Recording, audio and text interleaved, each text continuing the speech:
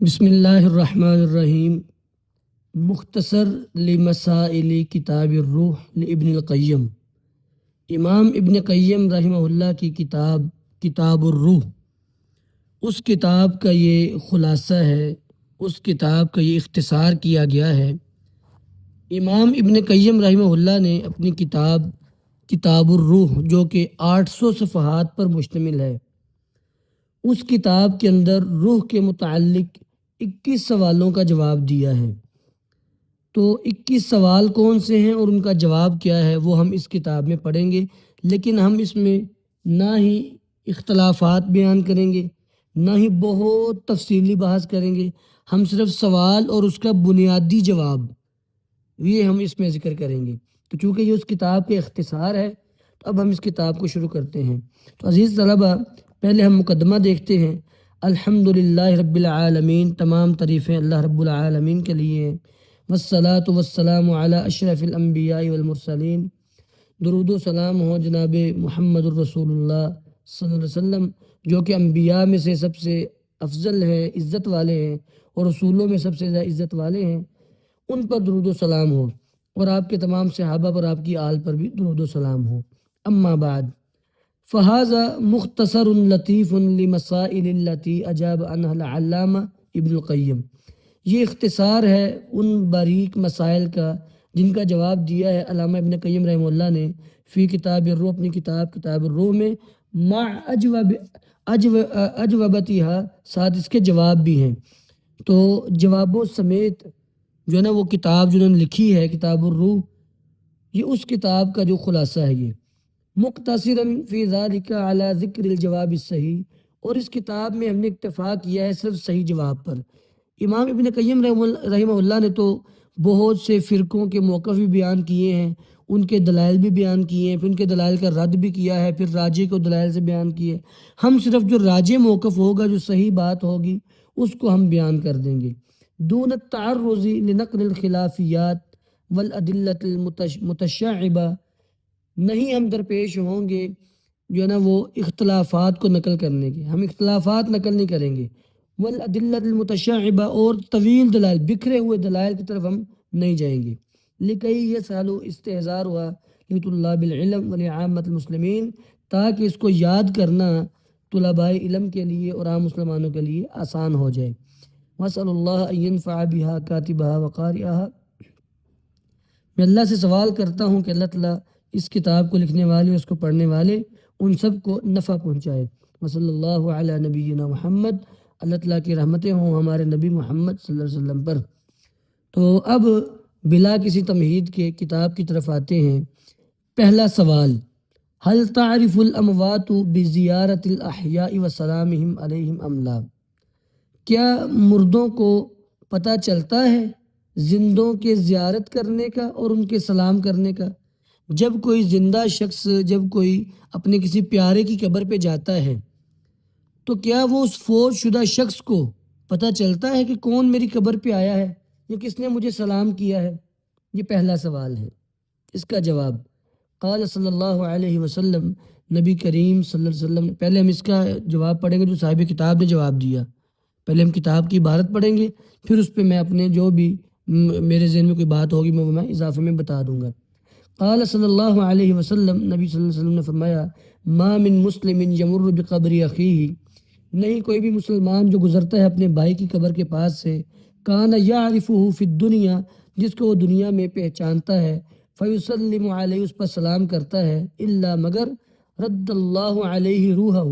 تو اللہ تعالیٰ اس مرنے والے کی روح اس پر لوٹا دیتے ہیں، حتی یرد علیہ السلام، حتیٰ کہ وہ اس پر سلام لوٹاتا ہے، آگے سے جواب دیتا ہے۔ فہذا نص، تو یہ نص فی اس بات میں ہے کہ انہ یعرفہ بعینہ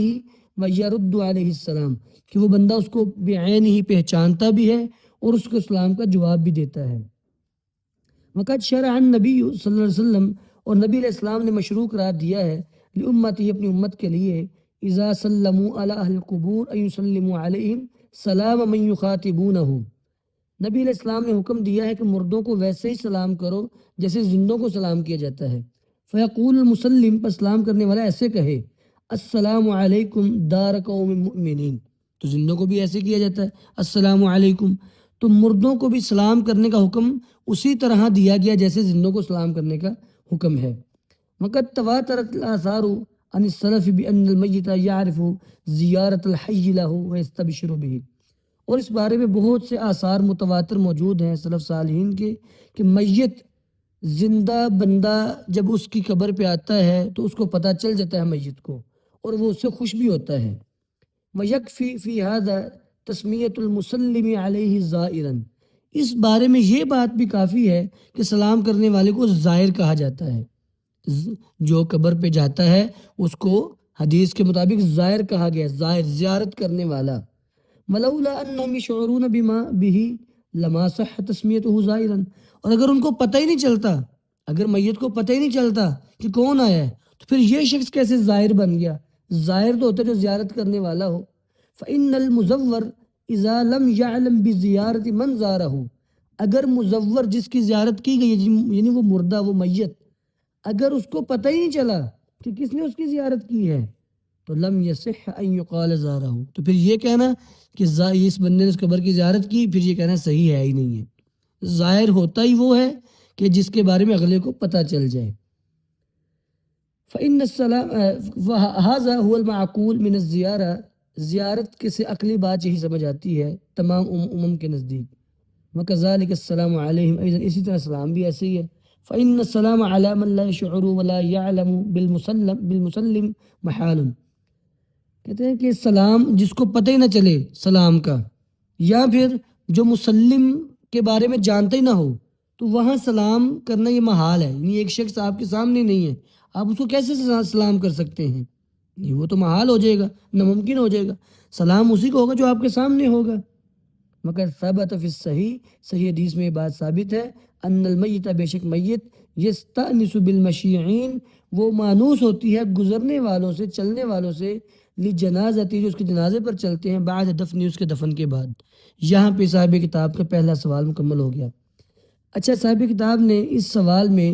دو تین باتیں ذکر کی ہیں، تین باتیں ذکر کی ہیں۔ پہلی بات یہ ذکر کی ہے کہ نبی علیہ السلام کی حدیث ہے کہ جب کوئی بندہ اپنے بھائی کی قبر پہ جاتا ہے، اس کو سلام کرتا ہے تو اس کو پتہ چل جاتا ہے۔ تو یہ حدیث یہ ضعیف ہے۔ اس حدیث کی سند میں عبد الرحمن بن زید متروک راوی ہے، تو اس وجہ سے یہ روایت قابل قبول نہیں ہے۔ ویسے امام ابن ابی دنیا کی کتاب ہے کتاب القبور، اس میں بھی انہوں نے اس طرح کی ملتی جلتی روایت پیش کی ہے۔ اس باب کا نام ہے باب معرفت الموتى بزیارت الاحیاء، مردوں کا پہچاننا زندوں کی زیارت کو،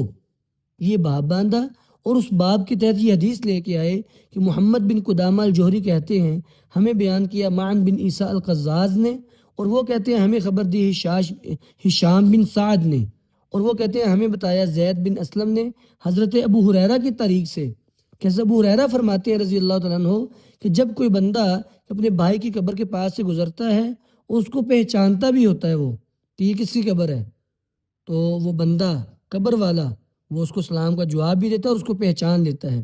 اور جب کوئی بندہ ایسی قبر کے پاس سے گزر اس کو نہیں پہچانتا اور سلام کرے تو قبر والا صرف آگے سے صرف جواب ہی دیتا ہے، وہ بھی اس کو نہیں پہچانتا۔ تو یہ روایت امام ابن دنیا نے پیش کی ہے، ابن ابی دنیا نے اپنی کتاب کتاب القبور کے اندر، لیکن یہ روایت جو ہے یہ بھی صحیح نہیں ہے، یہ موقوف منقطع ہے، کیونکہ زید بن اسلم جو ہیں ان کا سماع حضرت ابو ہریرہ سے ثابت نہیں ہے،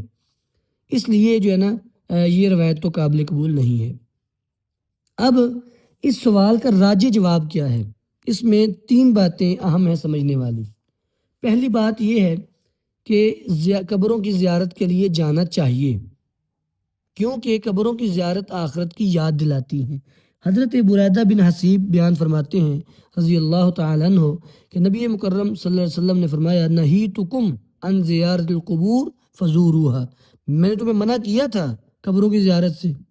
شروع میں منع کیا تھا، لیکن اب تم قبروں کی زیارت پہ جایا کرو،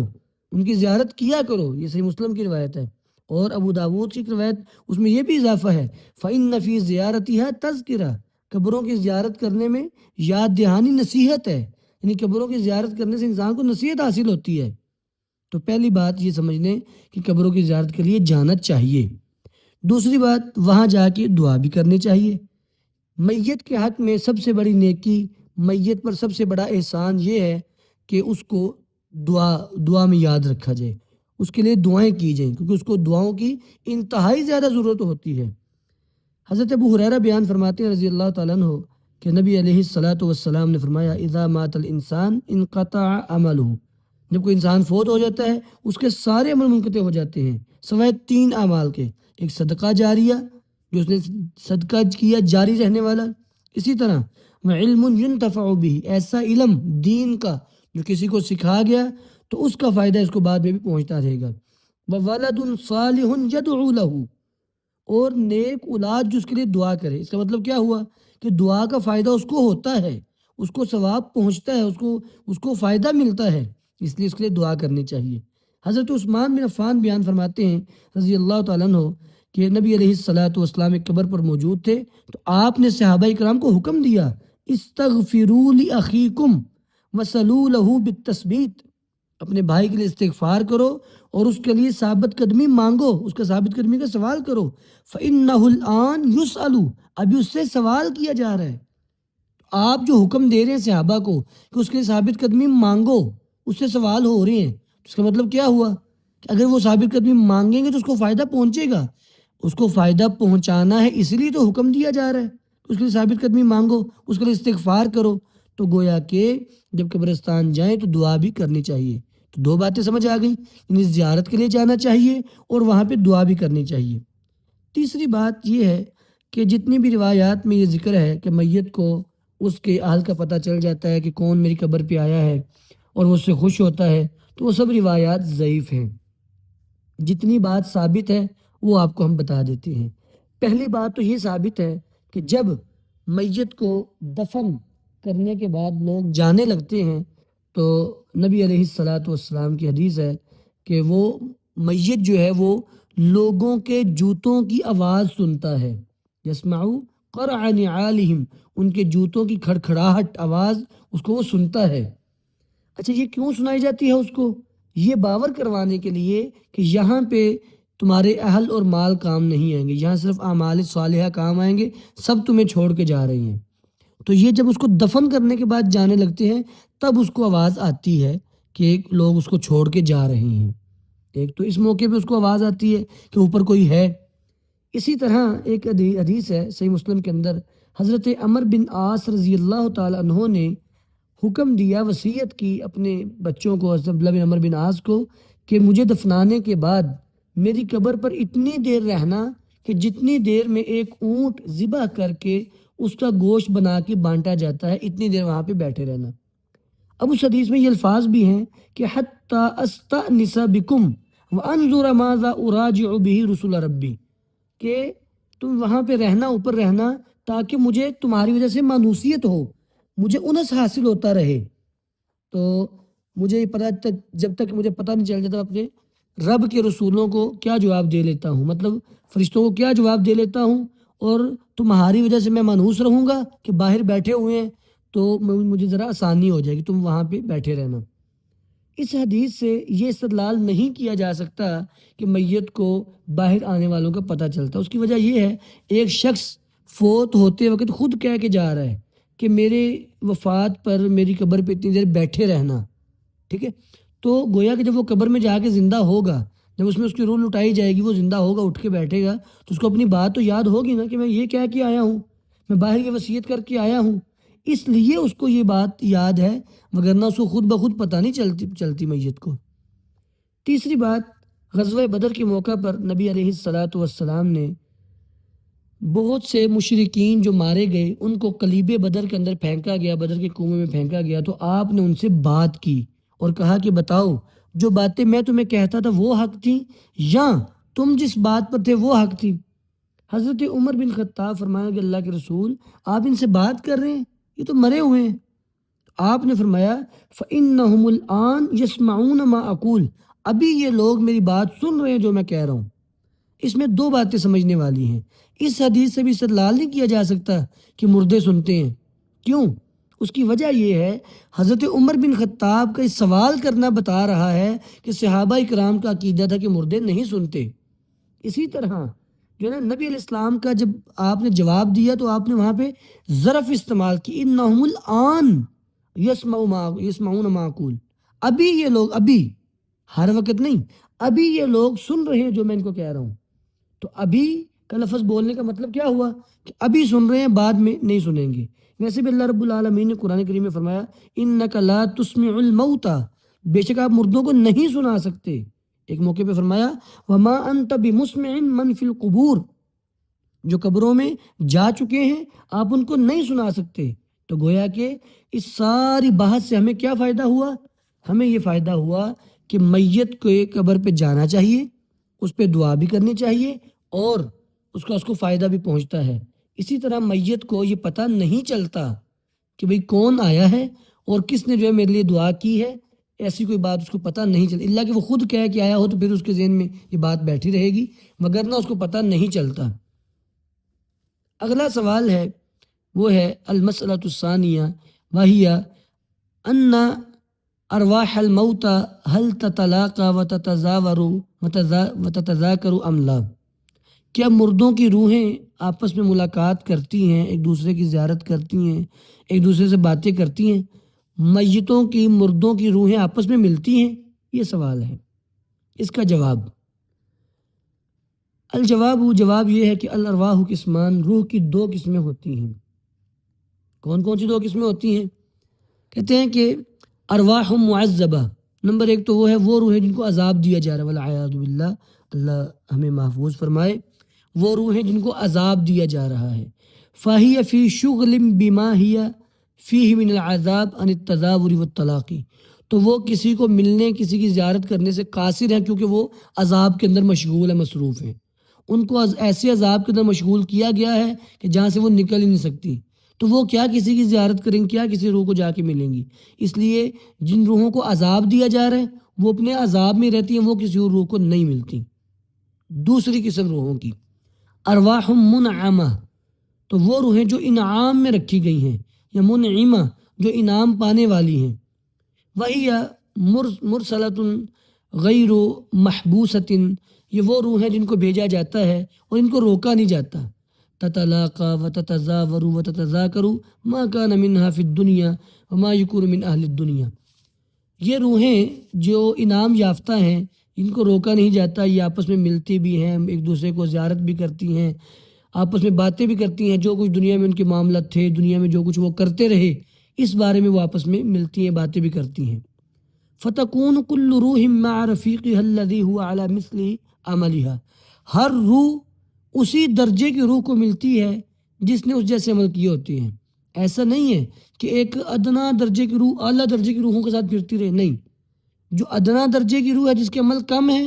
وہ ادنا درجے کی روحوں کو ہی ملتی ہے، اور جو اعلیٰ علیین کی روحیں ہیں، جو اعلیٰ درجے کی روح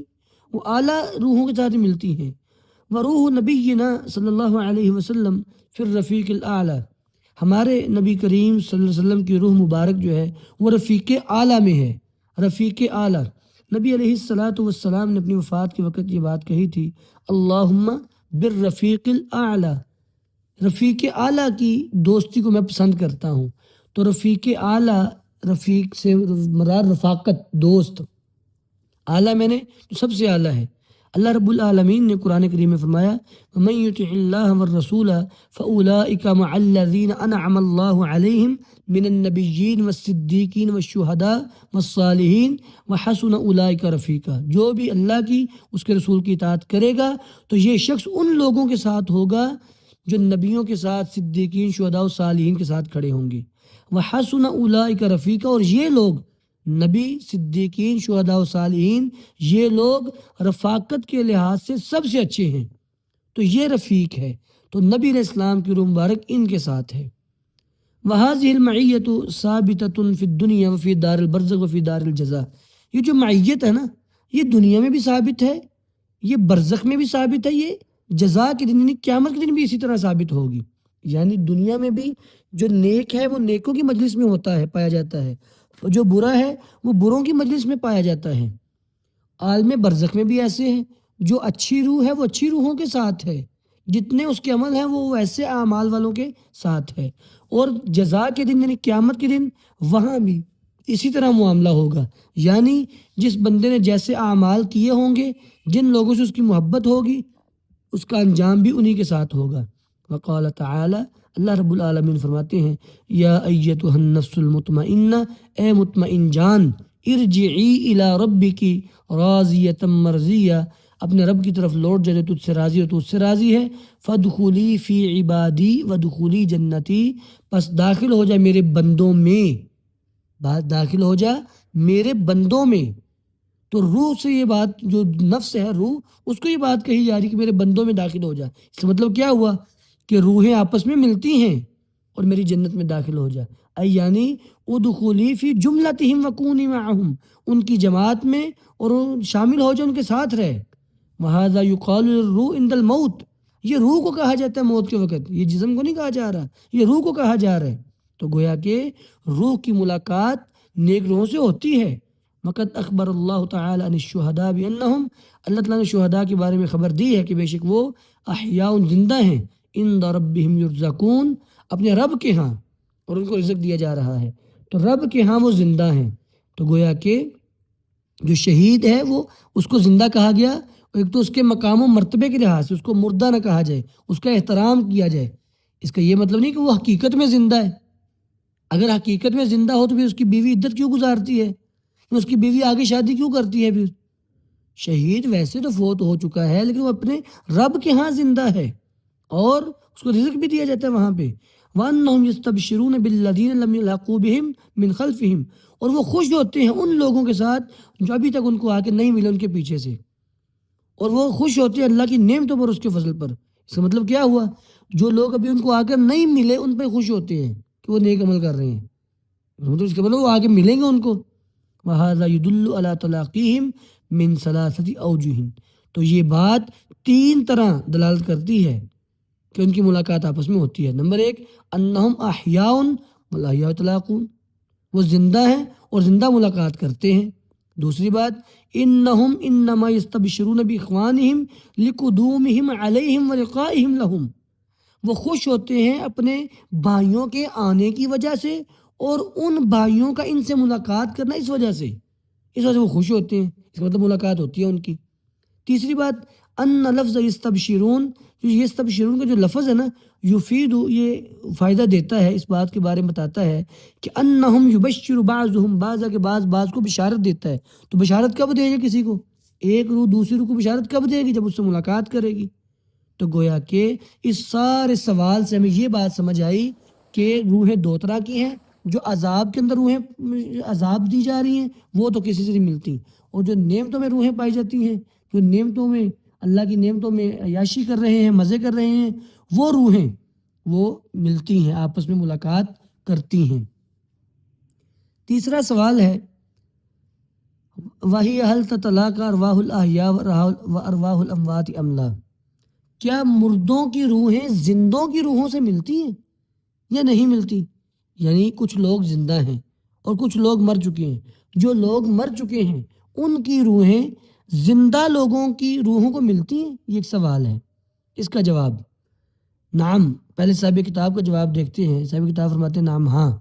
تلتقی ارواح الاحیاء والاموات، کہ زندوں اور مردوں کی روحیں ملاقات کرتی ہیں۔ کما تلتقی ارواح الاحیاء، جیسے کہ زندوں کی روحیں، جیسے زندوں کی روحیں آپس میں ملتی ہیں، اسی طرح زندوں اور مردوں کی روحیں بھی آپس میں ملتی ہیں۔ قال تعالی، اللہ رب العالمین نے فرمایا قرآن کریم میں، اللہ یتوفی الانفس حین موتها، اللہ رب العالمین نفسوں کو فوت کرتا ہے ان کی موت کے وقت، واللتی لم تمت فی منامها، اور اس کو بھی جو ابھی تک نہیں مری اس کی نیند میں، فیمسک التی قضا علیہا الموت، اب جس پر اللہ نے موت کا فیصلہ کر دیا اس کی روح کو روک لیتا ہے، وَيُرْسِلُ الْأُخْرَى إِلَىٰ أَجَلٍ مُّسَمًّى، اور دوسروں کی روحوں کو ایک مقرر وقت تک کے لیے بھیج دیتا ہے۔ إِنَّ فِي ذَلِكَ لَآيَاتٍ لِقَوْمٍ يَتَفَكَّرُونَ، اس میں غور و فکر کرنے والی قوم کے لیے نشانیاں ہیں۔ یعنی جب کوئی انسان سوتا ہے نا، اس کی روح نکل جاتی ہے، اب اس کا روح کا تعلق تو باقی رہتا ہے کہ دل دھڑکتا رہے، سانس آتا رہے، تعلق تو باقی رہتا ہے، لیکن روح اس کی باہر نکل جاتی ہے۔ اب جب روح باہر نکلتی ہے تو اللہ رب العالمین جس روح کو جاتا روک لیتا ہے، تو لوگ کہتے ہیں بھی یہ سویا سویا مر گیا ہے، تو اللہ اس کی گویا اللہ نے اس کی روح کو روک لیا، اس کو واپس بدن تک نہیں جانے دیا، اور جس کی روح کو اللہ واپس جانے دے وہ اٹھ کے بیٹھ جاتا ہے، وہ اگلے دن اٹھ جاتا ہے، صبح کر لیتا ہے۔ سونے کی جو دعا پڑھی جاتی ہے، بسمک ربی وضعت جنبی وبک ارفعہ ان امسکت نفسی فرحمها وان ارسلتها فاحفظها بما تحفظ به عبادك الصالحین، کہ میں اللہ کے نام سے اپنا پہلو رکھتا ہوں، اور اے اللہ اگر تو میری روح کو روک لے تو اس پہ رحم کر دینا، اگر واپس بھیج دے تو میری اس کی حفاظت کرنا۔ تو اس دعا کے اندر بھی یہی معنی ثابت ہو رہا ہے کہ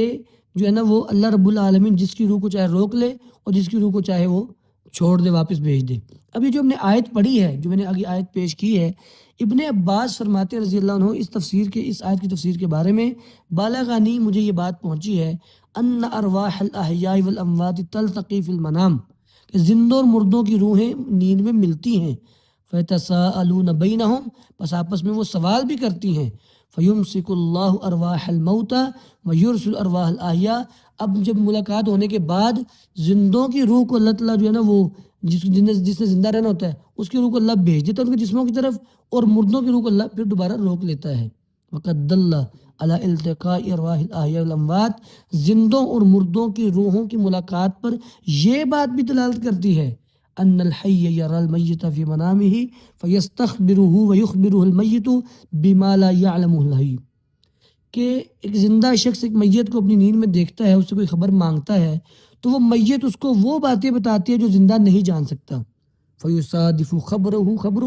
کما اخبر فی الماضی والمستقبل، تو اس کی خبر ماضی اور مستقبل میں حقیقت کے مطابق بھی ہوتی ہے۔ وفی ھذا حکایات متواتر، اس بارے میں بہت سی جو ہے نا وہ حکایات بھی مروی ہیں کہ ایک بندہ فوت ہوا، اس نے زندہ کی خواب میں آ کوئی بات بتائی اور ویسے ہوا بھی۔ وَهَذَا الْأَمْرُ لَا يُنْكِرُهُ إِلَّا مَنْ هُوَ أَجْهَلُ النَّاسِ بِالْأَرْوَاحِ وَأَحْكَامِهَا وَشَأْنِهَا، اس بات کا وہی شخص انکار کرے گا جو روح اور اس کے احکامات اور معاملات کے بارے میں جہالت رکھتا ہو، وہی اس کا انکار کرے گا، جس کے پاس علم ہے وہ اس کا انکار نہیں کرے گا۔ اب ہم خلاصہ کرتے ہیں اس سوال کے جواب کا۔ سوال یہ تھا کہ زندوں اور مردوں کی روحیں ملتی ہیں کہ نہیں؟ صاحب کتاب نے یہ جواب دیا کہ ملاقات کرتی ہیں، زندوں کی روحیں مردوں کی روحوں کو ملتی ہیں، لیکن یہ ملاقات حقیقت میں نہیں ہوتی، صرف نیند میں ہوتی ہے۔ نیند میں ملاقات ممکن ہے، ویسے نہیں۔ ایک بات میں یہاں پہ زائد یہ بھی کہوں گا کہ خواب، امت کا خواب دلیل نہیں بن سکتا، نبی کا خواب دلیل ہوتا ہے، وہ اللہ کی وحی ہوتا ہے، لیکن امتی کا خواب دلیل نہیں ہوتا۔ یعنی اگر کوئی شخص، میں ایک مثال دیتا ہوں، اگر کوئی شخص نیند میں کہے کہ میں نے نیند میں فلاں نبی کو دیکھا، فلاں فرشتے کو دیکھا، تو یا مجھے کسی امام یا محدث سے ملاقات ہوئی اور وہ کہہ رہے تھے کہ نبی نے کہہ دیا کہ آج کے بعد آپ نماز نہ بھی پڑھو تو کوئی بات نہیں، یا آپ کو 2 نمازوں کی معافی ہے، اس طرح کی بات کر رہا ہے، اس کی بات کو قطعاً نہیں مانا جائے گا، کیونکہ امتی کا خواب دلیل بنتا ہی نہیں ہے۔ ایسے تو کوئی بھی شخص اٹھ کے کوئی بھی بات دین میں شامل کر دے گا، تو یہ ایک زائد بات ذہن میں رکھنی چاہیے۔ زندوں اور مردوں کی روحوں کی ملاقات ہوتی ہے لیکن نیند میں، صاحب کتاب نے یہ جواب دیا۔ اور ایک آیت پیش کی اور ساتھ یہ بھی کہا کہ بسا اوقات ایک بندہ فوت ہوتا ہے نا تو وہ مرنے والا شخص زندہ شخص کی خواب میں آتا ہے اور آ کے کوئی بتاتا ہے، جیسے ایسے کہ کثیر واقعات کتابوں میں مل جاتے ہیں کہ کسی محدث کو خواب میں فلاں دوسرے محدث نظر آئے، اس نے پوچھا بتاؤ اللہ نے تمہارے ساتھ کیا معاملہ کیا، تو اس نے کہا مجھے اللہ نے معاف کر دیا، اس طرح کی باتیں، اس طرح کی خبریں۔ تو ایسے بہت سی اخبار موجود اور منقول موجود ہیں۔ تو گویا کہ زندہ شخص کو ایسی خبر مل رہی ہے جس کو وہ خود نہیں جان سکتا تھا، تو ثابت کیا ہوا کہ زندہ اور مردہ کی روح جو ہے وہ آپس میں ملی ہے، لیکن یہ صرف نیند کی حد تک ہے، اس سے آگے نہیں۔ چوتھا سوال ہے، وہی ان الروح هل تموت ام یموت البدن وحدہ، کیا روح کو بھی موت آتی ہے یا بدن اکیلا ہی مرتا ہے؟ یعنی جب موت آتی ہے تو کیا بدن مر جاتا ہے، تو کیا روح بھی مرتی ہے؟ تو اس کا جواب دیکھیے، کہتا ہے کہ ان یقال، الجواب ان یقال موت النفوس ہوا مفارقتها لاجسادها وخروجها منها، روحوں کی موت، نفسوں کی موت یہی ہے کہ ان کا اپنے جسموں کو چھوڑ جانا اور اسے نکل جانا، یہی ان کی موت ہے۔ فإن أريد بموتها هذا القدر فهي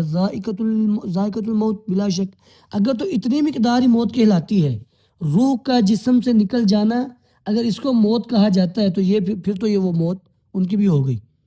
روح کا جسم سے نکل جانا، اتنی مقدار کو اگر موت کہا جا سکتا ہے تو پھر جسم بھی مر گیا روح بھی مر گئی، پھر تو اس میں کوئی شک نہیں۔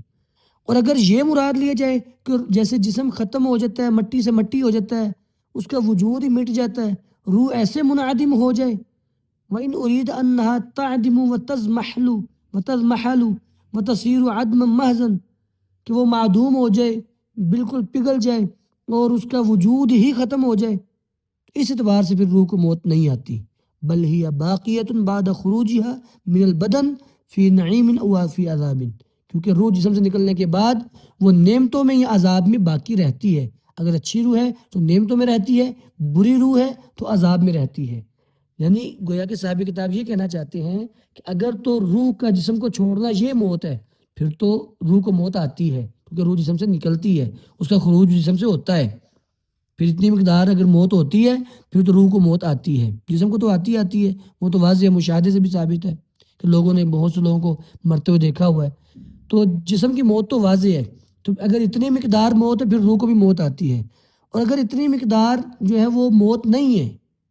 اور موت سے یہ مراد ہے کہ بالکل معدوم ہو جائے، ختم ہو جائے، تو پھر روح کو موت نہیں آتی، کیونکہ روح جو ہے وہ جسم سے نکلنے کے بعد وہ باقی رہتی ہے، اس کو موت نہیں آتی، وہ یا نعمتوں میں چلی جاتی ہے یا پھر وہ عذاب میں چلی جاتی ہے۔ المسألۃ الخامسہ، پانچواں سوال، کیف تتعارف الارواح بعد مفارقۃ الابدان، روحیں جسموں کو چھوڑنے کے بعد ان کو کیسے پہچانتی ہیں؟ یعنی جب روح جسم سے نکل جاتی ہے تو روح کو کیسے پتہ چلتا ہے کہ یہ والا جسم میرا ہے، میں نے اس جسم کے اندر جانا ہے؟ یہ سوال ہے۔ اس کا جواب یہ ہے، صاحب کتاب کا جواب پہلے دیکھتے ہیں، کہتے ہیں کہ انہا بعد مفارقتها الجسد، روح جسم کو چھوڑنے کے بعد تأخذ من بدنها صورتا تتمیز بها عن غیرها، وہ ایک ایسی صورت جو ہے نا وہ اختیار کر لیتی ہے جو اسے دوسروں سے ممتاز کر دیتی ہے۔ فإنها تتأثر وتنتقل عن البدن كما يتأثر البدن وينتقل عنها، گویا کہ وہ بدن سے متاثر ہوتی ہے اور اس کے اثرات روح میں منتقل ہوتے ہیں، جس طرح بدن روح کے جو ہے نا وہ اثرات کو لیتا ہے، جس طرح بدن روح کے اثرات کو لیتا ہے اسی طرح روح بدن کے اثرات کو لیتی ہے۔ فَيَكْتَسِبُ الْبَدْنُ الطَّيِّبَ وَالْخُبْثَ مِنْ طَيِّبِ النَّفْسِ وَخُبْثِهَا، بدن پاکی اور ناپاکی لیتا ہے روح کی پاکی اور ناپاکی سے۔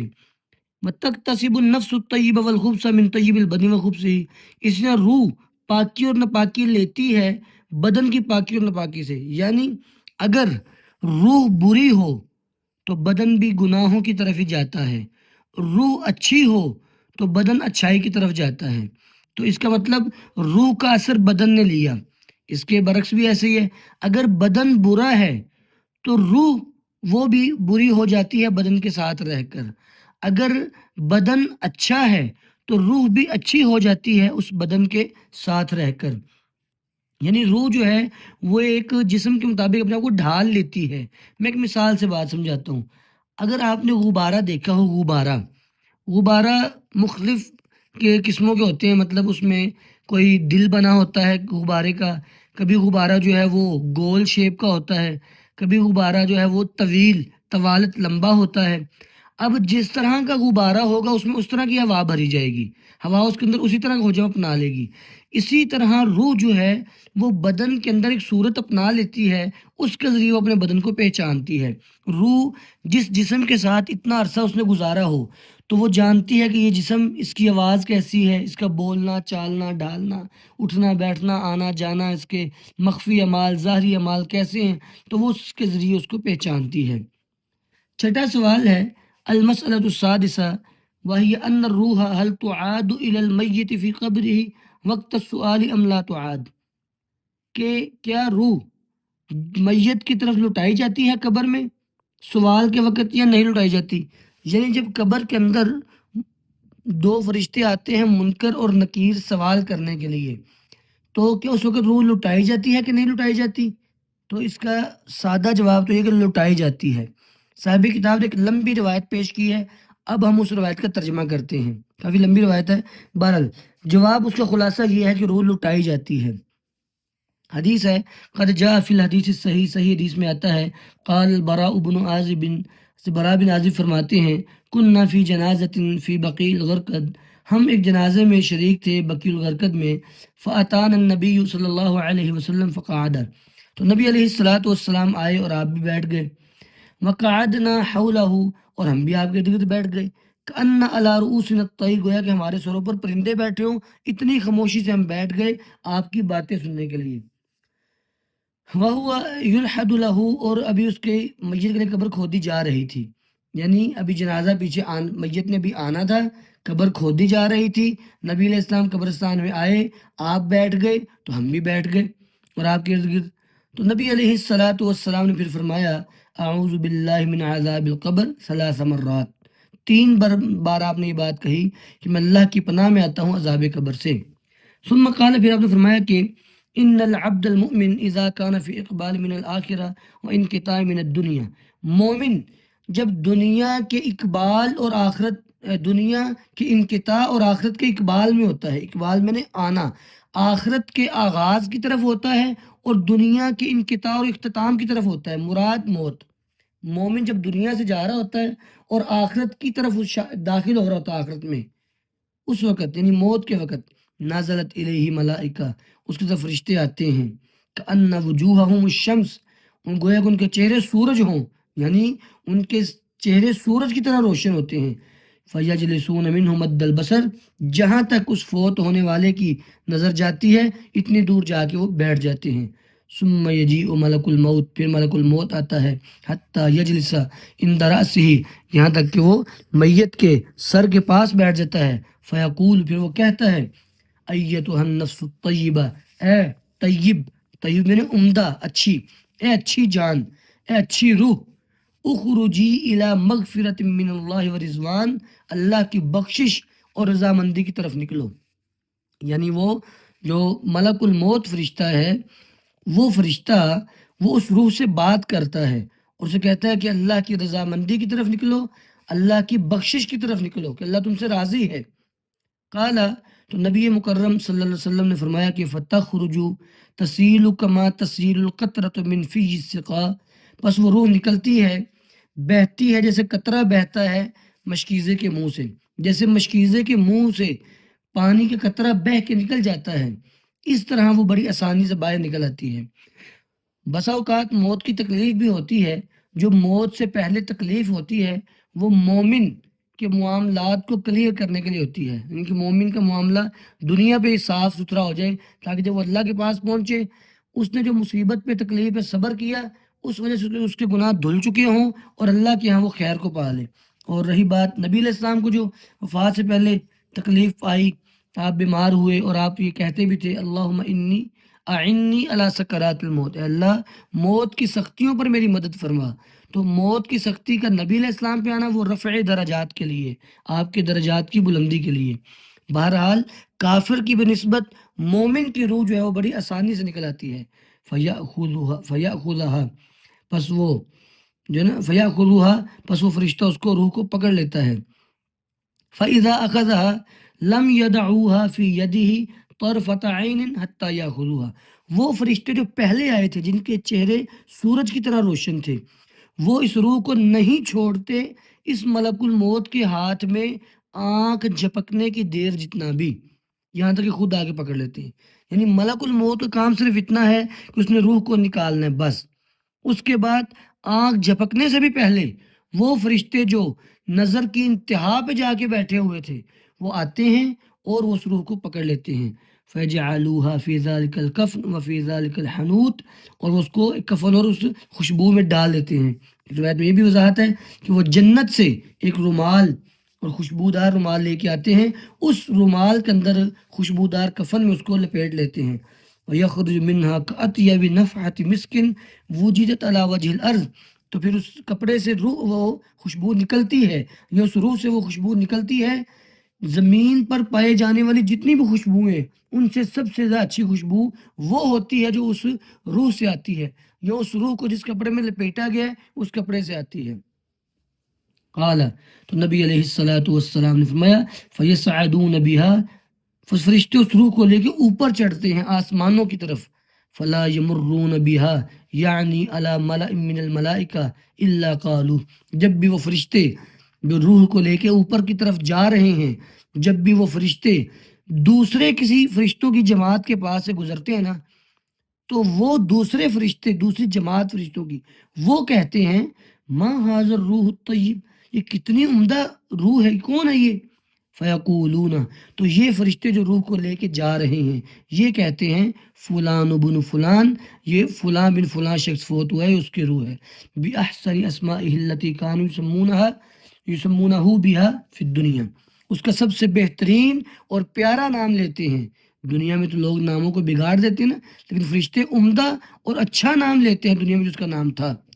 تو وہ اس کا نام لے کر بتاتے ہیں کہ یہ فلاں بھی فلاں شخص ہے، یہ اس کو لے کے جا رہے ہیں۔ حتیٰ ینتہوا بہا الی السماء الدنیا، یہاں تک کہ آسمان دنیا تک اس کو لے پہنچتے ہیں۔ فیستفتحون لہ، بس وہ اس میت کے لیے، اس روح کے لیے دروازہ کھلواتے ہیں، فیفتح لہ، تو اس کا دروازہ کھول دیا جاتا ہے، فیشیعہ من کل سماء مقربوها الی السماء التي تلیہا، ہر آسمان کے جو مقرب فرشتے ہیں، اللہ تعالیٰ کے بڑے برگزیدہ عبادت گزار فرشتے، جب روح، نیک بندے کی روح آسمان سے اوپر ہوتی ہے تو اس آسمان پہ رہنے والے مقرب فرشتے اس روح کے پاس آ جاتے ہیں اور پھر اس کو اگلے آسمان تک چھوڑ کے آتے ہیں،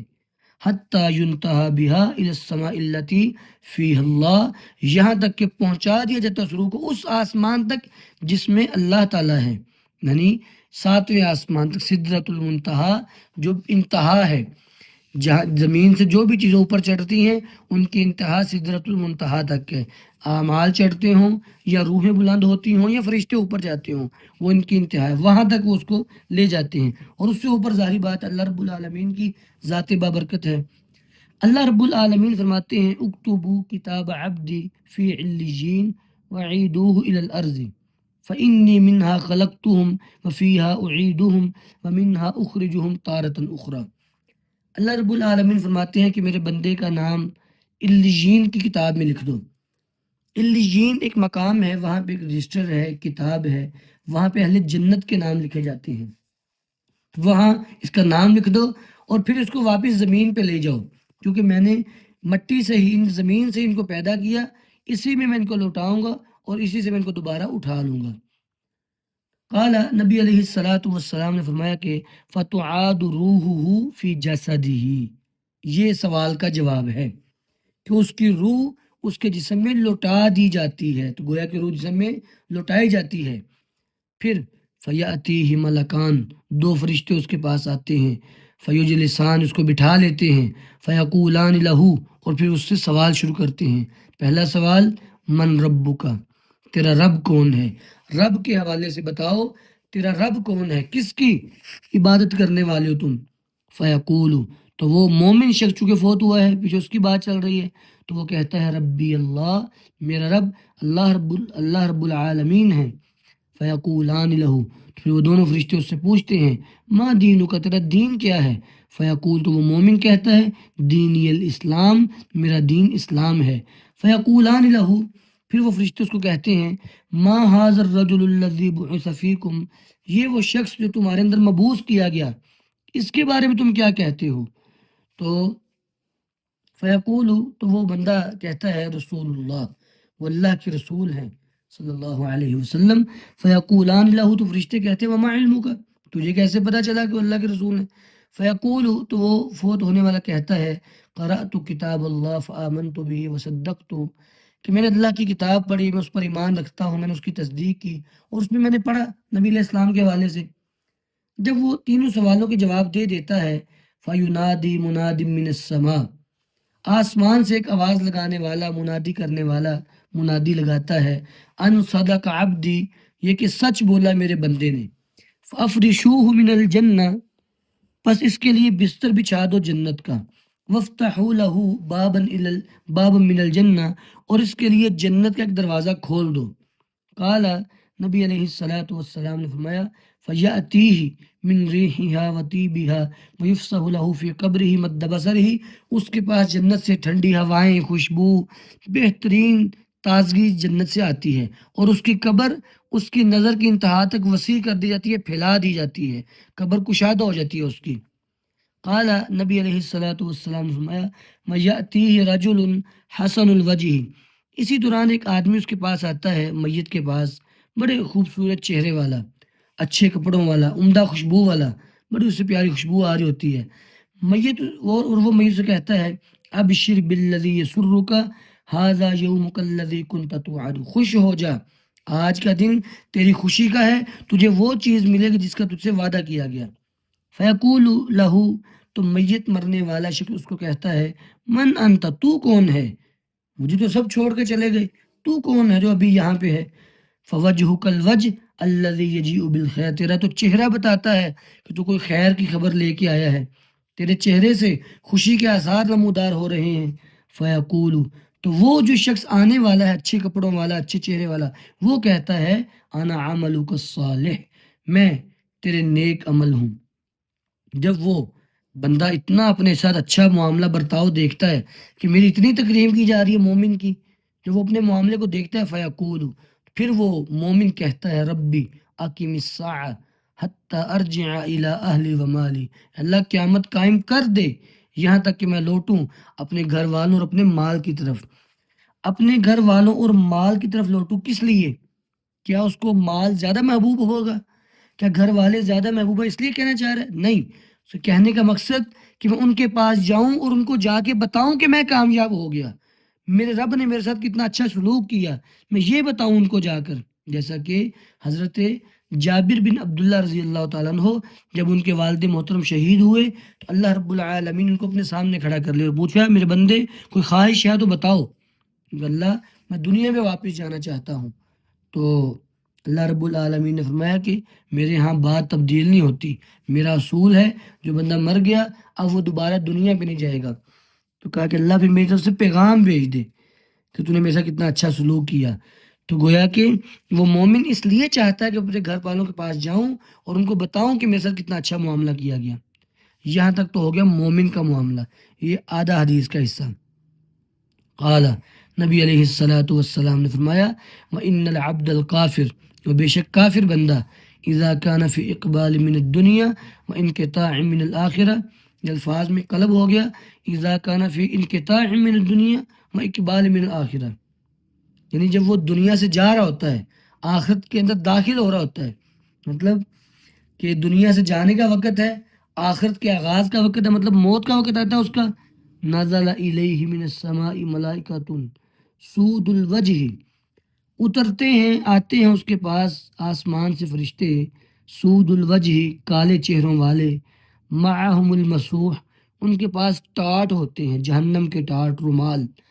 فیجلسون منہ مد البصر، اور وہ جہاں تک مرنے والے کی نگاہ جاتی ہے اتنی دور جا کر بیٹھ جاتے ہیں۔ ثم یجیء ملک الموت، پھر ملک الموت آتا ہے، حتی یجلس عند رأسہ، یہاں تک کہ اس کے سر کے پاس آ کے بیٹھ جاتا ہے۔ فیقول، پھر اس سے بات کرتا ہے اور کہتا ہے ایتھا النفس الخبیثہ، اے خبیث جان، بری جان، اخرجی الی سخط من اللہ وغضب، اللہ کی ناراضگی اور غصے کی طرف نکلو۔ قال، نبی علیہ الصلاۃ والسلام نے فرمایا فتفرق فی جسدہ، پس وہ روح جسم میں بھاگتی ہے، متفرق ہوتی ہے، یعنی یہ چھپنے کی کوشش کرتی ہے، کبھی ادھر کبھی ادھر، فینتزعها کما ینتزع السفود من الصوف المبلول، بس وہ فرشتہ اس روح کو کھینچتا ہے جیسے سلاخ کھینچی جاتی ہے تر اون میں سے، تر اون میں سے جیسے سلاخ کھینچیں تو روئی کے کچھ حصے اس لوہے کی سلاخ کو چمٹے ہوتے ہیں، مطلب وہ زخمی ہو کے روح ایسے باہر نکل آتی ہے۔ فَيَأْخُذُهَا، تو وہ فرشتہ اس کو پکڑ لیتا ہے، فَإِذَا أَخَذَهَا لَمْ يَدَعُوهَا فِي يَدِهِ طَرْفَةَ عَيْنٍ، وہ فرشتے جو پہلے آئے تھے کالے چہروں والے، جو اس کی نظر کی انتہا پہ جا کے بیٹھے ہوئے تھے، وہ اس کافر کی روح کو ملک الموت کے ہاتھ میں نہیں چھوڑتے، آنکھ جھپکنے جتنا بھی، خود آگے پکڑ لیتے ہیں اس کو، حتی یجعلوها فی تلک المسوح، یہاں تک ان جو ٹاٹ لے کے آئے تھے، ٹاٹ رومال جہنم کے، اس کے اندر اس روح کو ڈال دیتے ہیں۔ وَيَخْرُجُ مِنْهَا كَأَنْتَنِ رِيحِ جِيفَةٍ، تو اس میں سے پھر بو آتی ہے مردار کی بو جیسی، وجدت علی وجہ الارض، زمین کے چہرے پر، زمین کی سطح پر پائی جائے، زمین کی سطح پر سب سے برا مردار پایا جانے والا جیسی اس کی بو ہوتی ہے اس طرح کی گندی بو روح سے آتی ہے، جو اس ٹاٹ سے آتی ہے۔ فَيَصْعَدُونَ بِهَا فَلَا يَمُرُّونَ بِهَا عَلَىٰ مَلَإٍ مِّنَ الْمَلَائِكَةِ إِلَّا قَالُوا مَا هَٰذَا الرِّيحُ الْخَبِيثُ۔ اب وہ فرشتے اس روح کو لے کے اوپر کی طرف چڑھتے ہیں، راستے میں کوئی بھی فرشتوں کی جماعت گزرتی ہے تو وہ کہتے ہیں کہ یہ اتنی گندی بو کہاں سے آ رہی ہے؟ فَيَقُولُونَ، تو وہ فرشتے جو روح کو لے کے جا رہے ہوتے ہیں وہ کہتے ہیں فلان بن فلان، یہ فلاں بن فلاں برا شخص فوت ہو گیا، بِأَقْبَحِ أَسْمَائِهِ الَّتِي كَانَ يُسَمَّىٰ بِهَا فِي الدُّنْيَا، اس کے برے ناموں میں سے ایک نام لیا جاتا ہے جو دنیا میں اس کا نام تھا، اس کے ناموں میں سے جو برا نام دنیا میں تھا وہ نام لے کے بتاتے ہیں۔ حتیٰ ينتہى به إلى السماء الدنيا فيستفتح له فلا يفتح، فرشتے اس کی روح کو لے کر آسمانی دنیا تک جاتے ہیں، دروازہ کھلوانے کی بات کرتے ہیں لیکن دروازہ کھولا ہی نہیں جاتا، یعنی پہلے آسمان کا دروازہ نہیں کھولا جاتا اس بری روح کے لیے۔ اتنی حدیث بیان کرنے کے بعد ثم قرأ رسول اللہ صلی اللہ علیہ وسلم، نبی علیہ الصلاۃ والسلام نے اپنی اسی بات کی تائید کے لیے آپ نے قرآن کریم کی ایک آیت پیش کی، فرمایا لا تفتح لهم ابواب السماء ولا يدخلون الجنة حتى يلج الجمل في سم الخیاط۔ اللہ رب العالمین نے قرآن کریم میں فرمایا کہ ان کے لیے آسمانوں کے دروازے نہیں کھولے جائیں گے، تو کب نہیں کھولے جائیں گے؟ جب روح ان کی اوپر جائے گی، اور نہ ہی یہ جنت میں داخل ہو جائیں گے یہاں تک کہ اونٹ سوئی کے نکے میں داخل ہو جائے۔ جس طرح اونٹ کا سوئی کے نکے میں داخل ہونا ناممکن ہے، اسی طرح ایسے کافروں کا جنت میں داخلہ محال ہے۔ فیقول اللہ عز وجل، اللہ رب العالمین فرماتے ہیں اکتبو کتابہ فی سجین فی الارض السفلی، اس بندے کی کتاب سجین میں لکھ دو جو کہ ارض سفلا میں ہے، تو زمین کے نیچے اسفل السافلین میں ایک سجین مقام ہے۔ جیسے علیین میں کتاب پڑھی ہے وہاں اہل جنت کے نام لکھے جاتے ہیں، اسی طرح سجین میں اہل جہنم کے نام لکھے جاتے ہیں، تو وہاں اس کا نام لکھ دو۔ فَتُطْرَحُ رُوحُهُ طَرْحًا، تو اس کی روح پھر آسمان سے پھینک دی جاتی ہے۔ جب یہ اعلان ہوتا ہے نا اللہ تعالیٰ کی طرف سے اس کا نام سجین میں لکھ دو جا کے، تو فرشتے اس کی روح کو آسمان سے پھینک دیتے ہیں۔ اور پھر نبی علیہ السلام نے بطور استشہاد کے یہ آیت پڑھ کے سنائی، فرمایا وَمَن يُشْرِكْ بِاللَّهِ فَكَأَنَّمَا خَرَّ مِنَ السَّمَاءِ فَتَخْطَفُهُ الطَّيْرُ أَوْ تَهْوِي بِهِ الرِّيحُ فِي مَكَانٍ سَحِيقٍ، جو بھی اللہ کے ساتھ شرک کرے گا گویا کہ وہ آسمان سے گر پڑا، پرندے اس کو اچکتے پھرتے ہیں اور ہوا اس کو دور کی جگہ پہ گرا دیتی ہے۔ تو آسمان سے گرنا کب ہوتا ہے؟ جب آسمان کا دروازہ نہیں کھولا جاتا ہے ایسے کفار کے لیے، تو جو فرشتے روح کو لے کے جا رہے ہیں وہ اس کی روح کو پھینک دیتے ہیں۔ فَتُعَادُ رُوحُهُ فِي جَسَدِهِ، تو یہی سوال کا جواب ہے کہ روح جسم میں لوٹائی جاتی ہے۔ وَيَأْتِيهِ مَلَكَانِ، اس کے پاس دو فرشتے آتے ہیں، فَيُجْلِسَانِهِ، اس کو بٹھا لیتے ہیں، فَيَقُولَانِ لَهُ، اس کو کہتے ہیں مَن رَبُّكَ، تیرا رب کون ہے؟ فَيَقُولُ، تو یہ کافر جو مرنے والا ہے یہ کہتا ہے ہا لا ادری، ہائے افسوس میں نہیں جانتا کہ میرا رب کون ہے۔ فیقولان لہ، فرشتے کہتے ہیں ما ھذا الرجل الذی بعث فیکم، یہ شخص جو تمہارے اندر مبعوث کیا گیا اس کے بارے میں تم کیا کہتے ہو؟ فیقول، تو وہ مرنے والا کہتا ہے ہا لا ادری، ہائے افسوس کہ میں نہیں جانتا۔ سمعت الناس یقولون شیئا فقلت، میں لوگوں کو کچھ باتیں کہتے ہوئے سنتا تھا میں بھی ویسے کہہ دیتا تھا۔ گویا کہ یہ ہے اندھی تقلید، کہ جیسے لوگ کہتے تھے میں ویسے ہی کہہ دیتا تھا۔ تو اللہ کے ہاں جس بندے کی خاص طور پہ 60 سال کی عمر ہوئی اس کا عذر قبول نہیں ہوگا کہ دنیا کی ساری چلاکیاں سیکھ لیں، دنیا پہ جینا کیسے سب کچھ سیکھ لیا اور دین کے معاملے میں آ کے کمزور بن گئے۔ تو ایسا شخص جو کہے گا کہ میں تو لوگوں کی باتیں سن کے میں بھی ویسے کہہ دیتا تھا، تو وہ وہاں پہ پھنسا ہوا ہوگا۔ فَيُنَادِي مُنَادٍ مِّنَ السَّمَاءِ، تو آسمان سے ایک منادی آواز لگائے گا۔ اب یہاں پہ تیسرے سوال کا ذکر نہیں، اگرچہ تیسرا سوال بھی ہوگا۔ آسمان سے ایک منادی آواز لگائے گا اور یہ کہے گا ان کذب عبدی افرشوہ من النار وفتحوا لہ بابا الی النار، کہ میرے بندے نے جھوٹ بولا ہے، اس کے لیے آگ کا بستر بچھا دو اور اس کے لیے ایک دروازہ کھول دو جہنم کی طرف، آگ کی طرف۔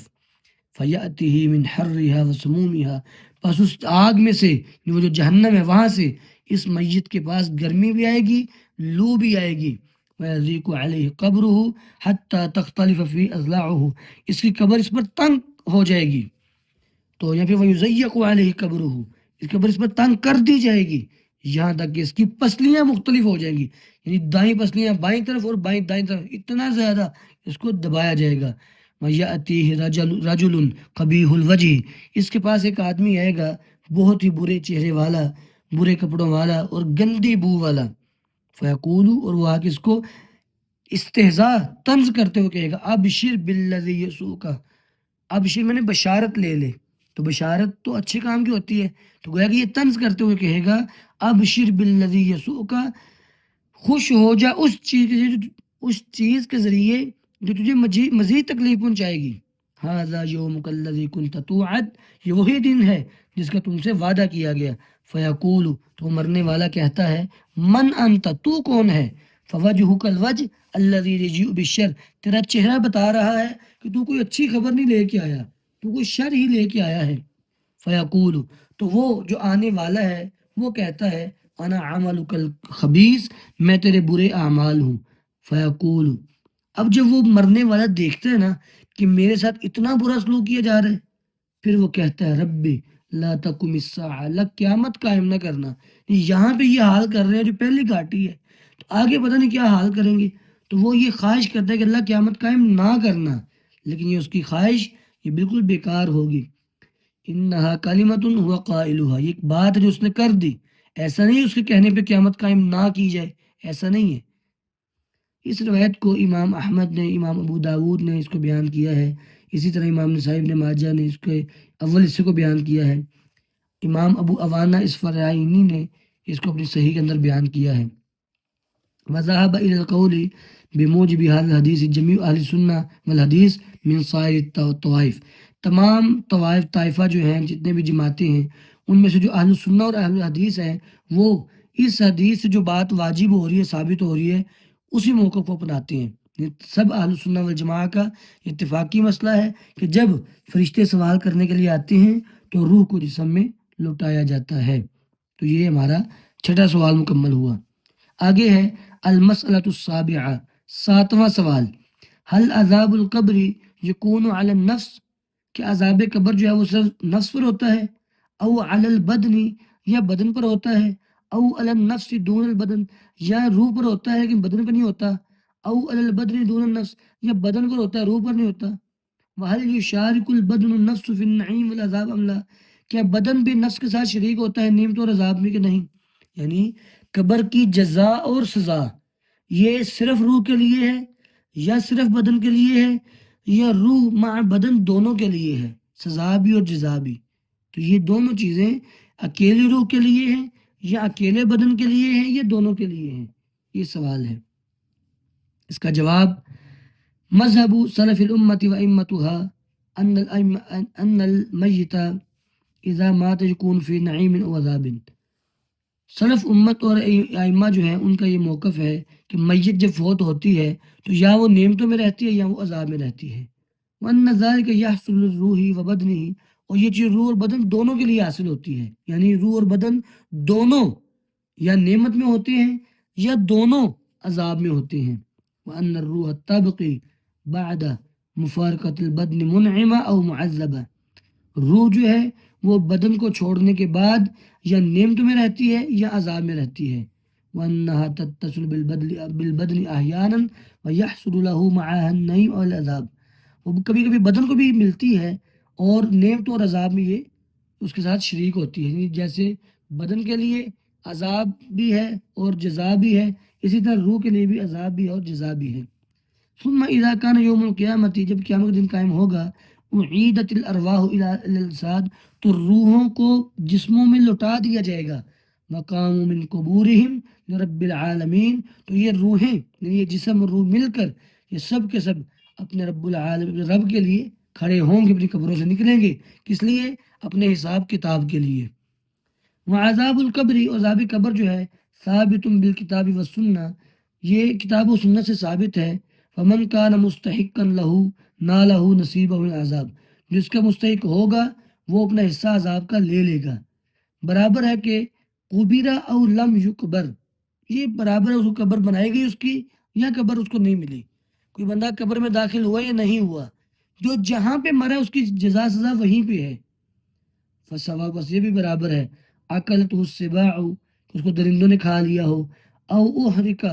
یا اس کو جلا دیا گیا ہو، حتی صار رمادن، یہاں تک کہ وہ راکھ بن چکا ہو، ونصب فی الہوا، اور ہوا میں بکھیر دیا گیا ہو، او صلیب، یا صلیب چڑھایا گیا ہو، او غرق فی البحر، یا پھر وہ دریا سمندر میں غرق کر دیا گیا ہو. وصل الى روحه وبدنه من عذاب ما یصل الى القبور، اس کے روح اور بدن تک وہ عذاب، وہ سزا پہنچ جاتی ہے جو قبر میں پہنچنی تھی.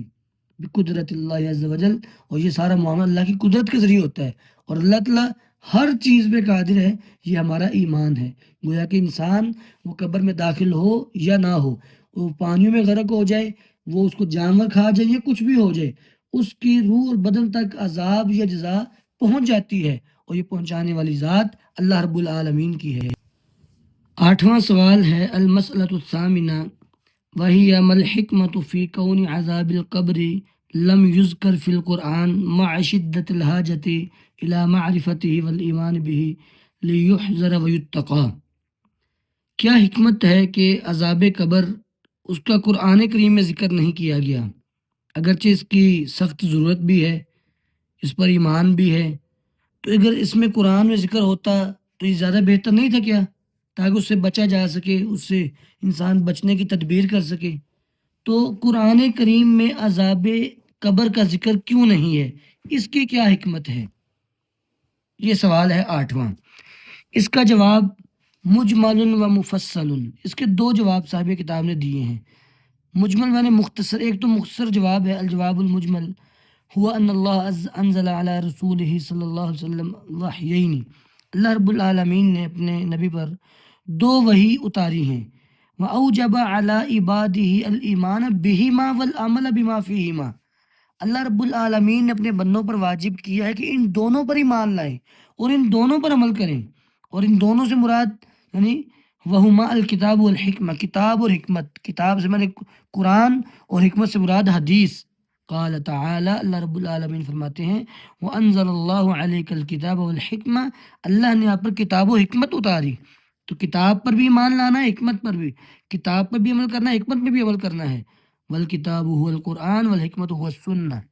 کتاب سے مراد قرآن، حکمت سے مراد سننا. تو یہ سلف کا اس پہ اتفاق ہے.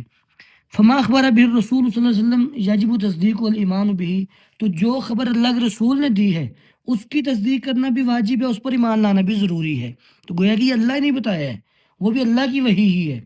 ایک تو یہ جواب ہو گیا مجمل. ایک جواب مفصل ہے، وہ کیا ہے؟ ان عذاب القبر مذکور فی القرآن فی عدت آیات، عذاب قبر کا ذکر قرآن پاک میں موجود ہے. ہم اس کے لیے آپ کو کچھ آیات بھی پیش کرتے ہیں. پہلی آیت اللہ رب العالمین نے فرمایا وَلَوْ تَرَىٰ إِذِ الظَّالِمُونَ فِي غَمَرَاتِ الْمَوْتِ وَالْمَلَائِكَةُ بَاسِطُو أَيْدِيهِمْ أَخْرِجُوا أَنفُسَكُمْ. کاش کہ آپ دیکھیں کہ جب ظالم لوگ موت کی سختی میں ہوتے ہیں، فرشتے اپنے ہاتھوں کو پھیلاتے ہیں ان کی طرف، اور فرشتے کہتے ہیں اپنی جانوں کو خود ہی نکالو. اليوم تجزون عذاب الہون بما کنتم تقولون علی اللہ غیر الحق، آج تمہیں رسوائی والا عذاب دیا جائے گا اس وجہ سے کہ تم اللہ پر ناحق باتیں کرتے تھے. آج تمہیں رسوائی والا عذاب ملے گا، اور تم اس کی آیات سے تکبر کرتے تھے اس وجہ سے، اور اللہ پر ناحق باتیں کرتے تھے اس وجہ سے تمہیں رسوائی کا عذاب آج دیا جائے گا. تو آج سے مراد ابھی مطلب جب مر رہے ہو، قیامت تو بھی آگے واقع ہونی ہے. تو یہ عذاب قبر پہ دلیل ہے. عذاب الہون، وہ جو ہے عذاب ہون کیا ہے، رسوائی والا عذاب کون سا ہے؟ ہوا عذاب القبر، وہ عذاب قبر ہے. قبل العذاب العظیم فی النار، آگ میں بڑا عذاب دیے جانے سے پہلے جو رسوائی والا عذاب ہے وہ قبر کے اندر ہے. ایک آیت پیش کر لیتے ہیں. اللہ رب العالمین کا قول آل فرعون کے بارے میں النار یعرضون علیہا غدوا وعشیا، آگ ان پر پیش کی جاتی ہے صبح و شام. یوم تقوم الساعۃ، اور جب قیامت قائم ہوگی تب کہا جائے گا ادخلوا آل فرعون اشد العذاب، آل فرعون کو سخت ترین عذاب میں داخل کر دو. تو آگ ان پر صبح و شام پیش کی جاتی ہے، کہاں پہ؟ ابھی تو وہ قبروں میں. تو گویا کہ ابھی قبر کا عذاب بیان کیا جا رہا ہے، قبر میں عذاب ہوتا ہے، اور قیامت والے دن کہا جائے گا ان کو بڑے عذاب میں داخل کر دو. تو گویا کہ ابھی آگ ان پر پیش کرنے کا مطلب ہی یہ ہے کہ ان کو عذاب قبر ہو رہا ہے۔ نواں سوال، المسئلہ التاسعہ، نواں سوال ہے، وہی ما الاسباب التي يعذب بها اصحاب القبور، کون سے اسباب ہیں جن کی بنا پر قبروں والوں کو عذاب دیا جاتا ہے؟ اس کے جواب بھی دو ہیں، مجمل اور مفصل۔ ایک مجمل جواب یہ ہے، انہو یعذبون علی جہلہم باللہ واضاعتہم لامرہ وارتکابہم لمعاصیہ، کہ مردوں کو قبر میں عذاب دیا جاتا ہے اللہ رب العالمین کے بارے میں ان کا جاہل رہنا، اللہ کے حکموں کو ضائع کرنا اور اللہ کی نافرمانی کا مرتکب ہونا، یعنی گناہوں کا ارتکاب اور اطاعت سے پرے رہنا، اس چیز کی وجہ سے ان کو عذاب ہوتا ہے۔ ایک تو مجمل بات ہے۔ مفصل، نبی علیہ الصلاۃ والسلام نے خبر دی ہے لوگوں کے بارے میں کہ ایسے لوگوں کو قبر میں عذاب دیا جاتا ہے۔ کیسے لوگ؟ فرمایا کہ النمام، چغل خور، اسی طرح الذی لا یستبرئ من بولہ، جو اپنے پیشاب کے چھینٹوں سے نہیں بچتا، تو پیشاب کے چھینٹوں سے نہ بچنا یہ موجب عذاب قبر ہے۔ النمام، تو نمیمہ جو ہے یہ بھی موجب عذاب قبر ہے۔ الکذاب، جھوٹا، جھوٹ کی وجہ سے۔ الزنات، زانی لوگ۔ آکل الربا، سود کھانے والا۔ وغیرہم کثیر، اس کے علاوہ اور بھی بہت سے ہیں۔ اعاذنا اللہ ایاکم من عذاب القبر، اللہ ہمیں اور آپ کو سب کو عذاب قبر سے محفوظ فرمائے۔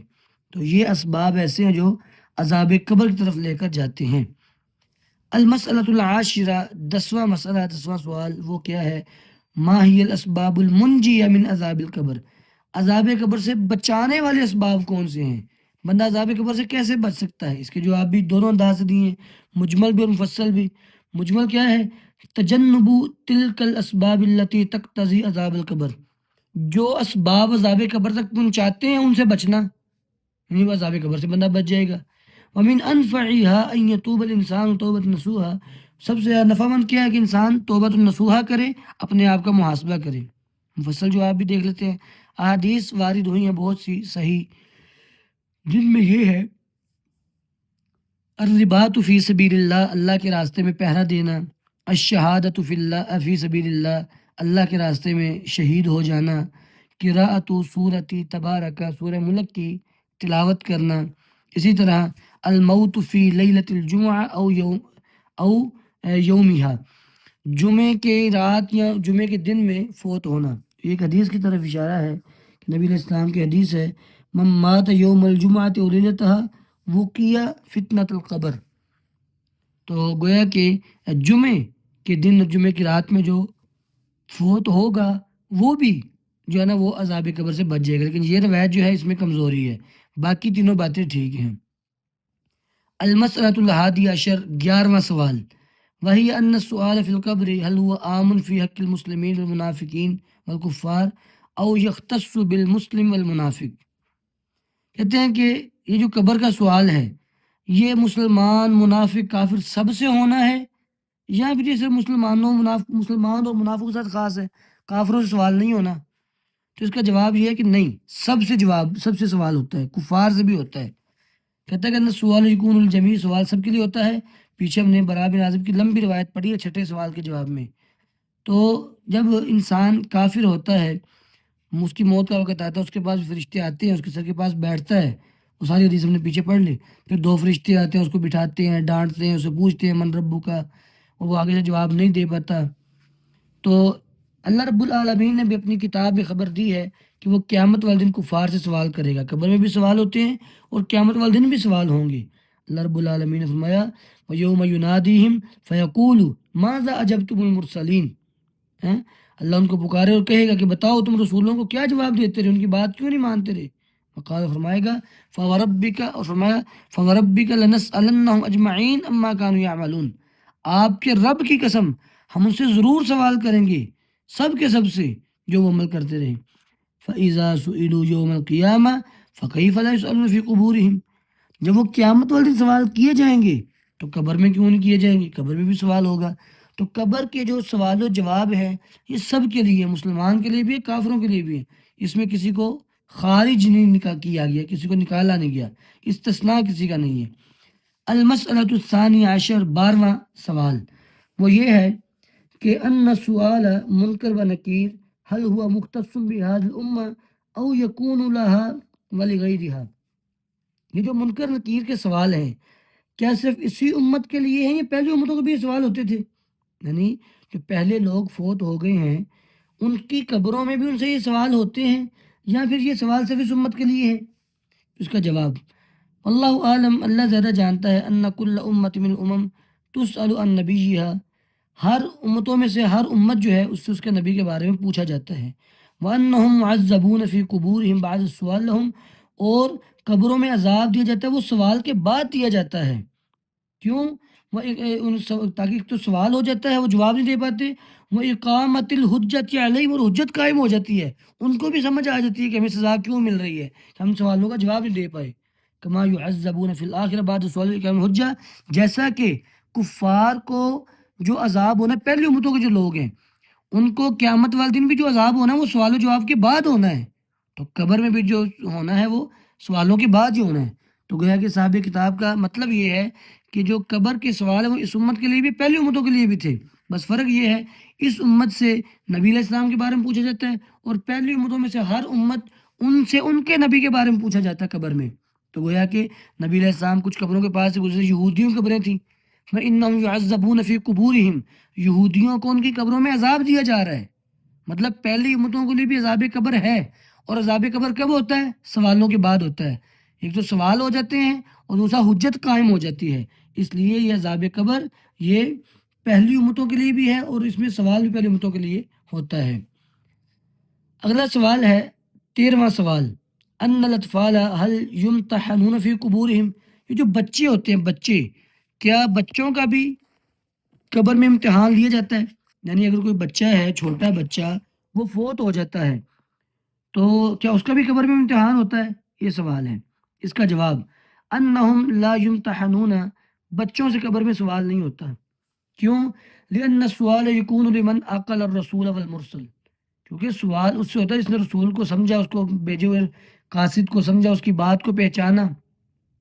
فیسألو، پھر اس سے پوچھا جاتا ہے، حل آمن بالرسول واتاہ، کیا وہ رسول پر ایمان لایا اور اس کی اطاعت کی کہ نہیں کی؟ جو طفل ہے بچہ ہے جس کے پاس تمیز ہی نہیں ہے وہ اس سے سوال کیسے کریں گے؟ جس نے رسول کو پہچانا ہی نہیں ہے، جس نے ایک حدیث میں بھی آتا ہے فرمایا کہ رفع القلم عن ثلاث،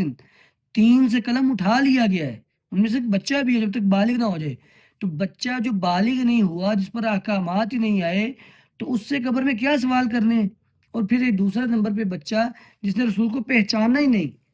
یہ رسول کو سمجھے ہی نہیں، تو وہ اس سے کیا سوال پوچھا جائے گا رسول کی اطاعت کے بارے میں؟ ابھی اس پہ حکم ہی نہیں آیا اطاعت کا۔ یہاں پہ ایک سوال ہے کہ وما حدیث ابی ہریرہ انہ صلی اللہ علیہ وسلم صلی اللہ علیہ جناز صبی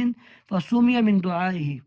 کہ نبی علیہ الصلوۃ والسلام نے ایک بچے کا جنازہ پڑھایا اور آپ کی دعاؤں میں یہ الفاظ بھی سنے کہ آپ نے فرمایا اللہم قیہ عذاب القبر، اللہ اس بچے کو عذاب قبر سے بچا لے۔ اگر بچے کا امتحان نہیں ہے قبر میں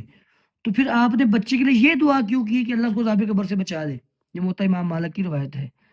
تو کہتا ہے یہاں سے فلیس المراد بعذاب القبر فی عقوبۃ الطفل علی ترک طاعت او فعل معصیۃ قطعا، اس حدیث کا مطلب یہ نہیں ہے کہ بچے کو قبر میں سزا ملتی ہے یا اس نے کوئی اطاعت ترک کی ہے یا کسی معصیت کا ارتکاب کیا ہے، قطعی طور پہ ایسی بات مراد نہیں ہے، فإن اللہ لا يعذب احدا بلا ذنب عملہ، اللہ تعالیٰ کسی بندے کو بغیر گناہ کے، جس پہ اس نے عمل ہی نہیں کیا، بغیر گناہ کے اللہ سزا نہیں دیتے، بل عذاب القبر، تو پھر اس حدیث میں عذاب قبر کا لفظ کیوں آیا؟ قد یراد به الالم، اس سے مراد تکلیف ہے، الذي يحصل للمیت بسبب غیرہ، جو میت کو غیر کی وجہ سے پہنچتی ہے، وَإِن لَمْ يَكُنْ عُقُوبَةٌ عَلَىٰ عَمْلٍ عَمِلَهُ، اگرچہ اس نے خود کوئی ایسا عمل نہیں کیا جس پہ سزا بنتی ہو لیکن غیروں کی وجہ سے، جیسا کہ نبی علیہ السلام کی حدیث ہے ان المیت لیعذب ببکاء اہلی علیہ، میت کو اس کے رونے والوں کی وجہ سے عذاب دیا جاتا ہے، تو اس کی 3 صورتیں ہیں، اگر تو کوئی شخص منع کر کے جائے پھر اس کو عذاب نہیں دیا جاتا، اور باقی 2 صورتوں میں عذاب دیا جاتا ہے، اگر خود کہہ کے جائے مجھ پہ ٹھیک ٹھاک رونا پھر بھی عذاب دیا جاتا ہے، اور اگر گھر کا بڑا ہے اور اپنے گھر والوں کی اصلاح نہیں کر کے گیا، ان کو دین کے بارے میں سمجھا کے نہیں گیا، ان کی دینی فکر کی ہی نہیں اس نے، تو ایسے بندے کو بھی سزا دی جاتی ہے اس کے گھر والوں کے رونے کی وجہ سے، ای یعنی یتعلم بذالک ویتوجع منہ لا انہ یعاقب بذنب الحی، یعنی اس کو تکلیف پہنچتی ہے اس کو جو ہے نا وہ وجہ میں بھی تکلیف ہوتا ہے، اس کو تکلیف اور پریشانی پہنچتی ہے، نہ کہ زندوں کے گناہوں کی وجہ سے۔ زندہ کے گناہوں کا اثر نہیں اس پہ پڑتا، ولا تزر وازرۃ وزر اخرى، کوئی جان دوسری جان کا بوجھ نہیں اٹھائے گی۔ ہاں جو ہے نا کہ اس کو کوئی تکلیف نہ پہنچے، اس لیے آپ نے یہ دعا کی اس بچے کے لیے کہ اللہم قیہ عذاب القبر۔ اسی طرح وہذا کقولہ صلی اللہ علیہ وسلم السفر قطعۃ من العذاب، یہ ایسے ہی ہے جیسے نبی علیہ السلام کا یہ فرمان ہے کہ سفر عذاب کا حصہ ہے۔ اس کا مطلب کہ سفر کرنا چھوڑ دیا جائے، لوگ دنیا میں سفر ہی نہ کریں۔ فلا عذاب اعم من العقوبہ، عذاب جو ہے یہ سزا سے زیادہ عام ہے۔ ولا ریب ان فی القبر من الآلام والہموم والحسرات، اور یہ بات تو واضح ہے قبر میں پریشانیاں، غم، حسرتیں ہوتی ہیں، ما قد یسری اثر الطفل، جس کا اثر بچوں تک بھی پہنچتا ہے، فتعلم به، اور وہ اس کے ساتھ تکلیف محسوس کرتا ہے۔ اصل میں جو آخرت کے معاملات ہیں وہ بچے کو پریشان کرتے ہیں۔ دنیا کے اندر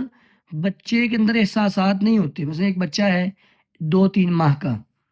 اب اس کا باپ کرائسس سے گزر رہا ہے، پریشانیوں میں گزر رہا ہے، بچوں کو کیا پتا، اس کے پاس احساسات ہی نہیں ہیں، وہ چھوٹا بچہ ہے، وہ اس کے پاس احساسات نہیں ہیں، وہ چھوٹا بچہ ہے، 1 ماہ کا، 2 ماہ کا، 3 ماہ کا، اس کا باپ پریشانی میں ہے، رو رہا ہے، پریشان ہو رہا ہے، بچوں کو کوئی پرواہ نہیں ہے۔ لیکن یہی بچہ اللہ رب العالمین نے قیامت کے بارے میں فرمایا یوم یجعل الولدان شیبا، ایسا دن جو بچوں کو بوڑھا کر دے گا، یعنی وہ قیامت کے جو معاملات ہیں، آخرت کے معاملات ہیں، وہ اتنے اثر انگیز ہیں کہ ان کا اثر بچے بھی لیتے ہیں۔ تو گویا کہ جو قبر والا جو ہے اس کا تعلق آخرت کے ساتھ ہے، تو اس لیے قبر کے اندر ہموم و اثرات ہوتی ہیں جو بچے تک بھی پہنچتی ہیں۔ فیشرع للمصلی علیہ ان یسأل اللہ تعالی ان یقیہ ذلک العذاب، اس لیے جو اس پر جنازہ پڑھنے والا ہے اس کے لیے مشروع کیا گیا ہے، شرعی طور پہ اس کو بتایا گیا ہے کہ وہ اس بچے کے لیے بھی دعا کرے کہ اللہ اس کو عذاب سے بچا لے۔ تو عذاب سے مراد تکلیف حسرتیں مراد ہیں، کیونکہ آخرت کے معاملات بچوں پر بھی اثر انداز ہوتے ہیں۔ 17واں سوال ہے المسئلۃ الرابع 14واں، المسئلۃ الرابع عشرہ 14واں سوال ہے وہی حل عذاب القبر دائم او منقطع، کیا عذاب قبر ہمیشہ ہوتا ہے یا منقطع ہو جاتا ہے؟ یہ قبر کا عذاب ہوتا رہتا ہے یا پھر اس کو بیچ میں روک بھی دیا جاتا ہے؟ ایک سوال ہے، اس کا جواب عذاب قبر 2 طرح کا، 2 قسموں کا ہوتا ہے۔ نمبر 1 ہے دائمی، دائمی عذاب ہمیشہ ہوتا ہی رہتا ہے۔ اس کی دلیل اللہ رب العالمین کا فرمان النار یعرضون علیہا غدوا وعشیہ، اللہ رب العالمین نے آل فرعون کا ذکر کرتے ہوئے یہ بات نقل فرمائی کہ جو آل فرعون ہیں ان پر جو ہے نا وہ عذاب پیش کیا جاتا ہے، صبح و شام، صبح و شام عذاب ان کو پیش کیا جاتا ہے۔ تو یہ کہ یہ معاملہ ابھی تک چل رہا ہے، ہزاروں سال گزرنے کے باوجود چل رہا ہے، تو یہ دائمی عذاب قبر ہے اور آگے بھی یہ معاملہ چلتا ہی رہے گا۔ تو گویا کہ بسا اوقات عذاب قبر یہ دائمی ہوتا ہے۔ اسی طرح نبی علیہ السلام کا فرمان ہے اس شخص کے بارے میں جس کو عذاب دیا جا رہا ہے میں فہوا یفعل به ذلك الى یوم القیامہ، اس کے ساتھ ایسے کیا جاتا رہے گا قیامت تک۔ تو علاج جو ہے وہ انتہائی غایت کو بیان کر رہا ہے، گویا قیامت تک یہ معاملہ چلتا ہی رہے گا، اور جب قیامت قائم ہوگی قیامت کے دن بھی ویسے بھی وہ بھی عذاب کے لیے ہے۔ تو گویا کہ بسا اوقات عذاب قبر دائمی ہوتا ہے۔ اسی طرح نبی علیہ السلام کا جو فرمان ہے فی قصۃ الجریدۃ اللتین وضعہما علی قبری من یعذبان، نبی علیہ الصلوۃ والسلام کا وہ والا واقعہ جس میں آپ نے ایک چھڑی کو 2 حصوں میں تقسیم کیا اور ان 2 بندوں کی قبروں پر رکھا جن کو قبر میں عذاب دیا جا رہا تھا۔ آپ 2 قبروں کے پاس سے گزرے، ان قبر میں عذاب دیا جا رہا تھا، تو فرمایا کہ ان کو کسی بڑے گناہ کی وجہ سے عذاب نہیں ہو رہا، یہ گناہ عمومی گناہ تھے، کیا ایک چوری کرتا تھا اور ایک پیشاب کے چھینٹوں سے نہیں بچتا تھا، ان دونوں کو قبر میں عذاب دیا جا رہا ہے۔ پھر آپ نے ایک چھڑی لی، اس کو 2 حصوں میں تقسیم کیا، ہری ٹہنی، اور دونوں قبر پہ گاڑ دیا، اور ساتھ فرمایا لعلہ یخفف عنہما ما لم یبسا، امید ہے کہ جب تک یہ ٹہنی خشک نہیں ہوتی ان سے تخفیف کر دی جائے گی۔ فجعل التخفیف مقیدا بمدت رطوبتها فقط، آپ نے تخفیف کو مقید کر دیا ہے، یہ تخفیف قیامت تک نہیں رہے گی ان کے لیے، یعنی یہ تخفیف تب تک رہے گی جب تک یہ ٹہنیاں جو ہے نا وہ ہری رہتی ہیں۔ تو ٹہنی کے ہرے رہنے تک عذاب کم ہوگا، ختم پھر بھی نہیں ہوگا. تو گویا کس کیا ثابت ہوا؟ فل اسلو ان عذابہما دائمن. تو سمجھ یہ بات آئی کہ ان دونوں کا عذاب دائمی ہے. الا مگر انہو قد رویت بعض الاحادیث، بعض روایات یہ فائدہ دیتی ہیں، روایت کی گئی ہیں کہ ان العذاب یخفف عنہم ما بین النفختین، کہ جو عذاب ہے وہ تخفیف کر دیا جائے گا ان سے، لوگوں قبروں والوں سے عذاب ہٹا دیا جائے گا دو نفخوں کے درمیانی وقفے میں، جو ہے نا وقت 40 کا جو وقت ہے، دو وقفوں کے درمیان جو 40 کا وقت ہے، 40 دن بھی مراد ہو سکتے ہیں، 40 گھڑیاں بھی، 40 سال بھی، 40 مہینے بھی مراد ہو سکتے ہیں، کیونکہ پہلا سور پھونکا جائے گا، اس کے 40 بعد دوسرا سور پھونکا جائے گا. تو یہ جو 40 کے درمیانی جو درمیانی وقفہ ہے 40 کا، اس دوران عذاب ہٹا دیا جائے گا. اسی لیے تو جب وہ لوگ قبروں سے اٹھیں گے تو وہ کہیں گے یا ویلنا من بعثنا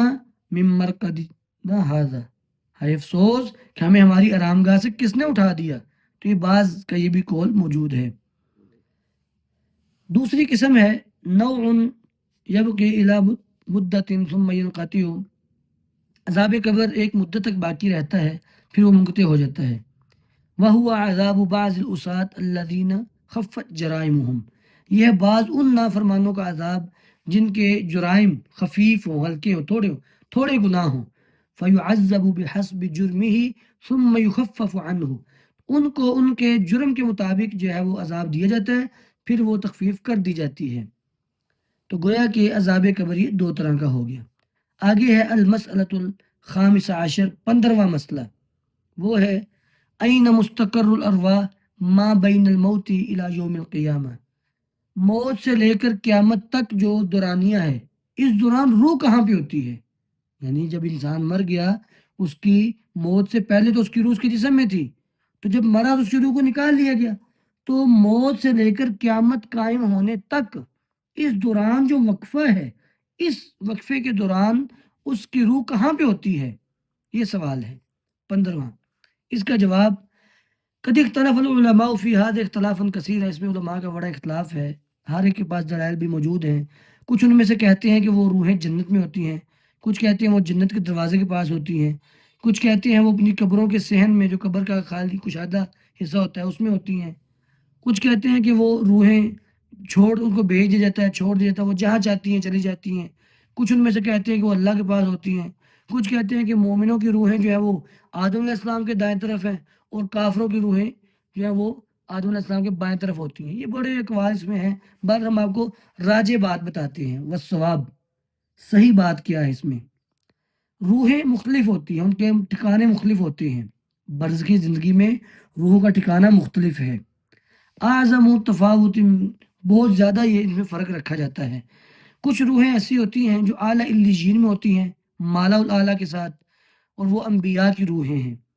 وہم متفاوتون فی منازلہم کما رآہم النبی صلی اللہ علیہ وسلم فی الاسراء، اور یہ روحیں بھی اپنے درجے کے لحاظ سے مختلف ہوتی ہیں، جیسا کہ نبی علیہ السلام نے اسراء کی رات جو ہے نا وہ ہر آسمان پہ نبیوں سے ملاقات کی. پہلے آسمان پر آدم علیہ السلام سے ملاقات ہوئی، دوسرے آسمان پر حضرت عیسیٰ علیہ السلام اور حضرت یحییٰ علیہ السلام سے ملاقات ہوئی، تیسرے آسمان پر یوسف علیہ السلام سے ملاقات ہوئی، چوتھے آسمان پر ادریس علیہ السلام سے ملاقات ہوئی، پانچویں آسمان پر ہارون علیہ السلام سے ملاقات ہوئی، چھٹے آسمان پر حضرت موسیٰ علیہ السلام سے ملاقات ہوئی، اور ساتویں آسمان پر حضرت ابراہیم خلیل اللہ علیہ الصلاۃ والسلام سے ملاقات ہوئی. تو گویا کہ روحوں کے درجے مختلف ہوتے ہیں. کچھ روحیں یہ سب روحیں اعلیٰ علیین کی ہیں. اسی طرح وَمِنْهَا أَرْوَاحٌ فِي هَوَاسِلِ طَيْرٍ خُضْرٍ تَسْرَحُ فِي الْجَنَّةِ، کچھ روحیں ہوتی ہیں جو سبز پرندوں میں ڈال دی جاتی ہیں، اور وہ جنت میں چرتے پھرتے رہتے ہیں جہاں چاہتے ہیں. اور یہ شہداء کی روحیں ہوتی ہیں، اور شہداء بھی سارے نہیں، بل من الشہداء من تحبس روحه دخول الجنہ لدین علیہ، کچھ شہداء ایسے بھی ہوتے ہیں جن کی روحوں کو دخول جنت سے روک دیا جاتا ہے ان پر قرضے کی بنا پر. یعنی ہر شہید کی روح جنت میں نہیں پہنچتی. اگر کوئی ایسا شہید جس پہ قرضہ ہو تو اس کی روح جنت میں نہیں پہنچتی، اس کو روک دیا جاتا ہے جب تک اس کا قرضہ ادا نہ ہو جائے. جیسے کہ مسند احمد میں روایت ہے کہ بے شک ایک آدمی نبی علیہ السلام کے پاس آیا، اس کا اللہ کے رسول مالی ان قتلت فی سبیل اللہ، اگر میں اللہ کے راستے میں شہید کر دیا جاؤں تو مجھے کیا ملے گا؟ قال الجنہ، آپ نے فرمایا جنت ملے گی. فلما ولا، جب وہ جانے لگا آپ نے فرمایا الا الدین، سوائے قرض کے، قرضہ ہوا پھر جنت نہیں ملے گی۔ سارنی بھی جبرائیل آنفن، ابھی جبرائیل علیہ السلام نے مجھے سرگوشی کر کے یہ بات بتائی، الا الدین کا لفظ بول لیں، الا الدین کہیں، تو گویا کہ شہداء کی قبریں سبز پرندوں میں ڈالی جاتی ہیں، وہ جنت میں اڑتے پھرتے رہتے ہیں، لیکن شہداء سے مراد سب شہداء نہیں ہیں، ایسے شہداء جن پہ کوئی قرض نہ ہو، جو اپنے معاملے میں پاک صاف ہوں، جس پہ قرضہ ہوگا اس کی روح کو روک دیا جائے گا۔ کچھ ایسے ہیں جو جنت کے دروازے پہ روکے جاتے ہیں، جیسے کہ حدیث میں آتا ہے رأیت صاحبکم محبوسا علی باب الجنہ، میں نے دیکھا تمہارے ساتھی کو جنت کے دروازے پر روکا ہوا، تو روح کو جنت کے دروازے پہ روک دیا تھا۔ گویا کہ درجے مختلف ہوتے جا رہے ہیں نا، انبیاء کی روحیں اعلی علیین میں، پھر شہداء کی قبریں سبز پرندوں میں، کچھ کو جنت کے دروازے پہ روکا گیا، کچھ کو قبر میں قید کر دیا جاتا ہے، کہ حدیث صاحب الشملۃ التي غلها ثم استشهد، جیسے کہ اس بندے کی حدیث کہ جس نے چادر چوری کی تھی اور پھر شہید ہو گیا، تو لوگوں نے کہا کہ ہنی اللہ، اس کے لیے بڑی مبارکباد ہے، یہ تو اللہ کے راستے میں شہید ہو گیا، بڑی مبارکباد کیوں مستحق ہے؟ تو نبی علیہ السلام نے فرمایا والذی نفسی بیدہ، اس ذات کی قسم جس کے ہاتھ میں میری جان ہے، ان الشملۃ التي غلها لتشتعل علیہ نارا فی قبرہ، جو چادر اس نے مال غنیمت میں سے خیانت کرتے ہوئے چرائی تھی، وہ چادر اس کو لپیٹ دی گئی قبر میں، آگ کی بنا کر اس کو لپیٹ دی گئی۔ تو گویا کہ اس طرح بھی وہ روح کو قبر میں روک دیا جاتا ہے۔ اسی طرح من یکون مقرہ باب الجنہ کما فی حدیث ابن عباس الشہداء علی بارک نہر باب الجنہ فی قبۃ خضراء یخرج علیہم رزقهم من الجنۃ بکرۃ وعشیہ، کچھ ایسے ہیں جن کا ٹھکانہ جنت ہوتا ہے کچھ روحوں کا، جیسا کہ ابن عباس کے حدیث میں آتا ہے کہ شہداء بارک پہ ہوتے ہیں۔ بارک کیا ہے؟ یہ جنت کے دروازے میں ایک نہر ہے، دروازے کے ساتھ ایک نہر ہے، اس پہ ہوتے ہیں، اس کے نہر کے ارد گرد سبز رنگ کے خیمے لگے ہوتے ہیں، اور ان پر جو ہے وہ رزق صبح و شام ان کو پیش کیا جاتا ہے، جنت کا رزق، تو وہ جنت کے اندر ہوتے ہیں۔ تو ان سارے معاملات سے بات سمجھ آئی کہ روحوں کے درجے مختلف ہیں۔ اسی طرح وہذا بخلاف جعفر بن ابی طالب، جعفر بن ابی طالب کی روایت اس کے برخلاف ہے، اس میں یہ آتا ہے کہ حیث ابدلہ اللہ من یدیہ جناحین یطیر بہما فی الجنت حیث یشاء، اللہ رب العالمین نے جعفر کو، حضرت جعفر بن طالب جو شہید ہوئے، ان کو دو پر دے دیے اور وہ جنت میں اڑتے پھرتے ہیں جہاں چاہتے ہیں۔ تو ان سب معاملات سے بات سمجھ آ رہی ہے کہ روح کے معاملات مختلف ہیں، روح ایک جگہ پہ نہیں ہوتی۔ ابھی ہم نے اوپر جو کچھ بیان کیے ہیں، جیسے انبیاء کی روحیں، شہداء کی روحیں، نیکوکار کی روحیں، ومنہم، اور کچھ ایسے ہیں من یکون محبوسا فی الارض، جن کو زمین میں روک دیا جاتا ہے، لم تعل روحہ الی الملأ الاعلی، ان کی روح مالا الاعلی کی طرف چڑھتی نہیں ہے، فانہا کانت روحا سفلیتا ارضیتا، وہ انتہائی گھٹیا زمین کی روح ہوتی ہے، وہ زمین پہ رہتی ہے، اس کو اوپر لے کے جایا نہیں جاتا۔ فإن الأنفس الأرضية لا تجامع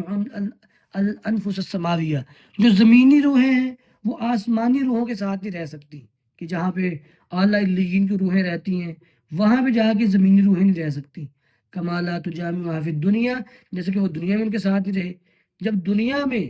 گنہگار لوگ، برے لوگ نیکوں کے ساتھ نہیں رہے، تو مرنے کے بعد ان کی روحیں کیسے کٹھی رہ سکتی ہیں؟ والنفس التي لم تكتسب في الدنيا معرفة ربها ومحبته وذكره والأنس به والتقرب إليه، اور وہ نفس جس نے دنیا کے اندر اپنے رب کی پہچان کو جانا ہی نہیں، اپنے رب کی پہچان حاصل ہی نہیں کی، اس کی محبت، اس کے ذکر کو، اس کے ساتھ انسیت کو حاصل ہی نہیں کیا، اللہ کے قرب کے لیے کوشش ہی نہیں کی، تو وہ عرضی اور گھٹیا نفس ہے، وہ گھٹیا جان ہے، وہ گھٹیا روح ہے، وہ نیچے رکھا جائے گا۔ لا تکون بعد المفارق لبدنها الا هناك، وہ بدن چھوڑنے کے بعد بھی وہیں پہ رہتی ہے، اوپر نہیں جاتی وہ۔ کما، جیسا کہ ان النفس العلویہ التي كان في الدنيا عاكفة على محبت اللہ عز وجل وذکرہ، جیسا کہ جو علوی نفس ہے، یعنی جو اعلیٰ درجے کی روح ہے، جیسے کہ وہ دنیا میں اللہ کی محبت اور اس کے ذکر، اس کی قرب اور اس کی انسیت پہ رکی ہوئی تھی کہ میں نے اسی پہ رہنا ہے،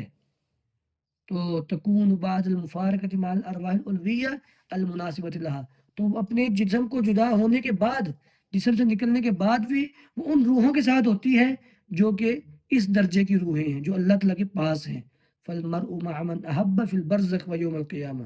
بندہ جس سے محبت کرتا ہے اسی کے ساتھ ہوگا، برزخ میں بھی، قیامت والے دن بھی۔ واللہ تعالی یزوج النفوس بعضها ببعض فی البرزخ و یوم المعاد۔ اللہ رب العالمین نفوس کو، روحوں کو آپس میں ملا دیتا ہے، بعض کو بعض کے ساتھ، برزخ میں بھی اور معاد کے دن بھی، یعنی قیامت کے دن بھی، جیسا کہ اس بارے میں حدیث گزر چکی۔ وَيَجْعَلُ رُوحَهُ یعنی المومن کہ اللہ تعالیٰ اس کی روح کر دیتا ہے، یعنی مومن کی روح کو مع النسیم الطیب،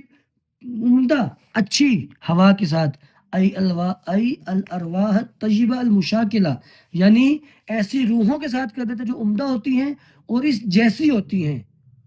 فالروح بعد المفارقة تلحق بإشكالها وأخواتها وصحاب عملها فتكون معهم هناك۔ پس روح جسم چھوڑنے کے بعد اپنی جیسی روحوں کے ساتھ ہوتی ہے، جس طرح کے عمل اس روح کے تھے، اس روح کے عمل تھے،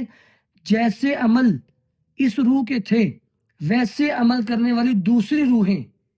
ان سے یہ ساری کٹھی ہوں گی۔ مثلا اگر ایک زانی روح ہے تو اس کی روح زانیوں کے ساتھ ہوگی، ایک چور روح ہے تو اس کی روح چوروں کے ساتھ ہوگی، چوروں کی روحوں کے ساتھ۔ اسی طرح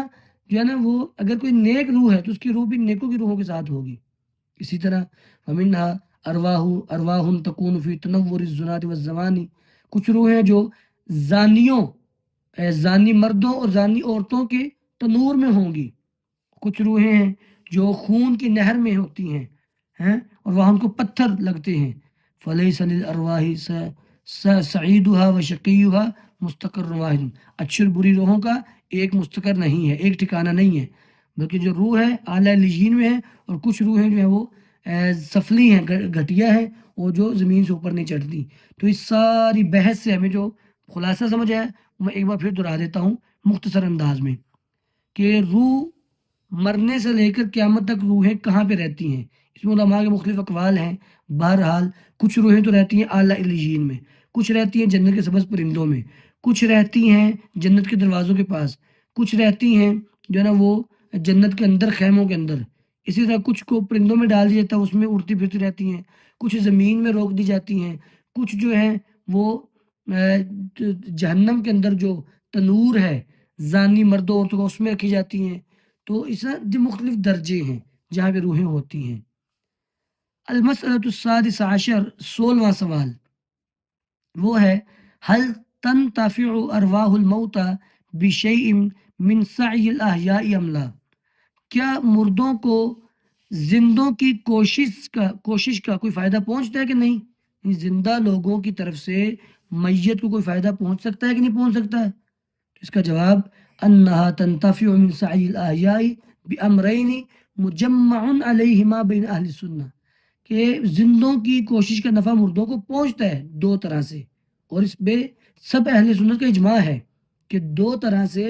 جو ہے نا وہ زندوں کی کوشش، اس کا ثواب، اس کا فائدہ مردوں کو بھی پہنچتا ہے۔ نمبر ایک، ما تسبب الیہ المیت فی حیاتہ، میت نے جن اسباب کو خود اپنایا اپنی زندگی میں، مثلا میت خود اپنی زندگی میں کسی کو دین کے علم پڑھا کے چلی گئی، اب وہ دین کا علم زندہ آپس میں پڑھتے پڑھاتے جا رہے ہیں، آگے پہنچاتے جا رہے ہیں، تو میت کو ثواب پہنچتا جائے گا، یعنی وہ گویا کہ میت ان اسباب کو خود جو ہے نا وہ پیدا کر کے گئی ہے، خود وہ اسباب بنا کے گئی ہے، اس کو ثواب پہنچ جائے گا۔ دوسرا جو ہے وہ ہے کہ زندوں کی دعا کا فائدہ، زندہ ان کے لیے دعا کریں، استغفار کریں، ان کے لیے کوئی صدقہ کریں، حج کر دیں ان کی طرف سے، اس کا ثواب ان کو پہنچتا ہے۔ اما بقیت العبادات البدنیہ، باقی جو بدنی عبادات ہیں جیسا کہ روزہ ہے، نماز ہے، قرآن کی قرات ہے، ذکر ہے، تو اس کے ثواب کے وصول میں اختلاف ہے کہ اس کا ثواب پہنچتا کہ نہیں پہنچتا۔ ابن قیم رحمہ اللہ کا موقف تو یہی ہے کہ ان سب کا ثواب بھی پہنچتا ہے میت کو۔ ہمیں یہ لگتا ہے کہ نیک تربیت کا ثواب تو پہنچتا ہے، لیکن ہر پڑھی ہوئی نماز کا ثواب جتنا پڑھنے والوں کو اتنا میت کو بھی پہنچے تو ایسا نہیں ہے۔ ایک بندہ اگر اس نے خود کبھی نماز پڑھی نہیں ہے اور وہ مر جائے اور اس کے زندہ اس کی طرف سے نمازیں پڑھتے رہے تو ایسا نہیں ہوتا، کیونکہ اس کو اپنے اعمال کی جزا ملے گی، ان کو اپنے اعمال کی جزا ملے گی۔ ہاں یہ ہے کہ اگر وہ نیک تربیت کر گیا ہے تو ان کی ہر نیکی جس میں اس نے تربیت کی ہے تو اس کا ثواب اس کو پہنچے گا۔ وقال الذي اوصل ثواب الحج والصدقہ والعتق هو بعینہ الذي یوصل ثواب الصیام والصلاۃ والقراءۃ، جس حدیث سے، جس بات سے یہ ثابت ہوتا ہے کہ حج، صدقے اور کسی کو آزاد کرنے کا ثواب بعین ہی اس میت کو پہنچتا ہے، اسی سے یہ بات سمجھی جا سکتی ہے کہ روزے نماز قرآن کا ثواب بھی پہنچتا ہے. یہ امام القیم کا موقف ہے. وہوا اسلام المہدی علیہ و تبرع المہدی و احسان ہی، کہ وہ ہے کہ جس تک ہدایت کی بات پہنچی اس کا اسلام اور اس کی نیکیاں، اس کا اجر اس کو پہنچتا ہے. تو اس کا خلاصہ یہ ہے کہ مردوں کو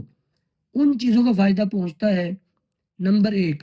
جو اسباب وہ خود دنیا میں کر کے گئے، خود وہ ایک نیکی کر کے گئے، ایک نیکی کو جاری کر کے چلے گئے، دنیا سے چلے بھی جائیں اس کا ثواب ان کو پہنچتا رہتا ہے جب تک وہ نیکی جاری رہتی ہے.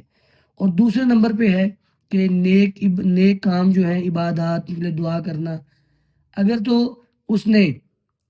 اچھی تربیت کی ہے پھر تو اس کو ثواب پہنچے گا. اس کے علاوہ دعا اور استغفار کو اس کو فائدہ پہنچے گا. جیسا کہ بچے کی دعا کی وجہ سے بسا اوقات والدین کو قبر میں بخش دیا جاتا ہے، ان کے درجات بلند کر دیے جاتے ہیں، تو یہ اس کی دعا کی وجہ سے. اسی طرح کچھ اعمال کا بھی اجر پہنچتا ہے. تو اعمال میں سے جو ہے وہ ہے نمبر ایک صدقہ جاریہ، اس کا اجر پہنچتا رہتا ہے میت کو. نمبر دو ہے دین کا علم کسی کو پڑھا دیا اس کا اجر پہنچتا ہے. نمبر تین ہے نیک اولاد جو دعا کرے اس کا اجر اس کو پہنچتا ہے. نمبر چار میت کی طرف سے حج کرنا اگر اس نے خود اپنا حج نہ کیا ہو. نمبر پانچ میت کی طرف سے عمرہ کرنا اگر خود اس نے اپنا عمرہ نہ کیا ہو تو اس کا ثواب اس کو پہنچتا ہے. نمبر چھ میت کو اپنی قربانی میں شریک کر لینا، علیحدہ اس کے لیے قربانی نہیں کرنی، اپنی قربانی میں شریک کر لینا، اس کا اجر بھی اس کو پہنچتا ہے. اس کا نبی علیہ السلام اپنی قربانی میں اپنی امت کو شریک کیا کرتے تھے. نمبر سات جو ہے نا وہ میت کے روزے نظر کے ہوں یا اس کے بیماری بھی اس کے رہ گئے ہوں. مثلاً ایک بندہ 10ویں روزے بیمار ہو گیا اور 15ویں روزے فوت ہو گیا، تو درمیان جو 5 روزے وہ نہیں رکھ سکا بیماری کی وجہ سے، تو اگر وہ روزے اس کی طرف سے فدیہ دے دی جائے یا کوئی اس کا ولی روزے رکھ دے رمضان کے بعد تو اس کا جو اس کو پہنچ جائے گا. یا پھر جو ہے نا وہ نظر کے روزے رہتے ہوں تو اس کی نظر کو پورا کیا جائے تو اس کا ثواب اس کو پہنچ جائے گا. تو یہ اعمال ہے کچھ ان کا ثواب اس کو پہنچتا ہے. المسألۃ السابع عشر، 17واں مسئلہ وہ یہ ہے حل الروح قدیمۃ ام محدثۃ مخلوقۃ. روح جو ہے یہ قدیم ہے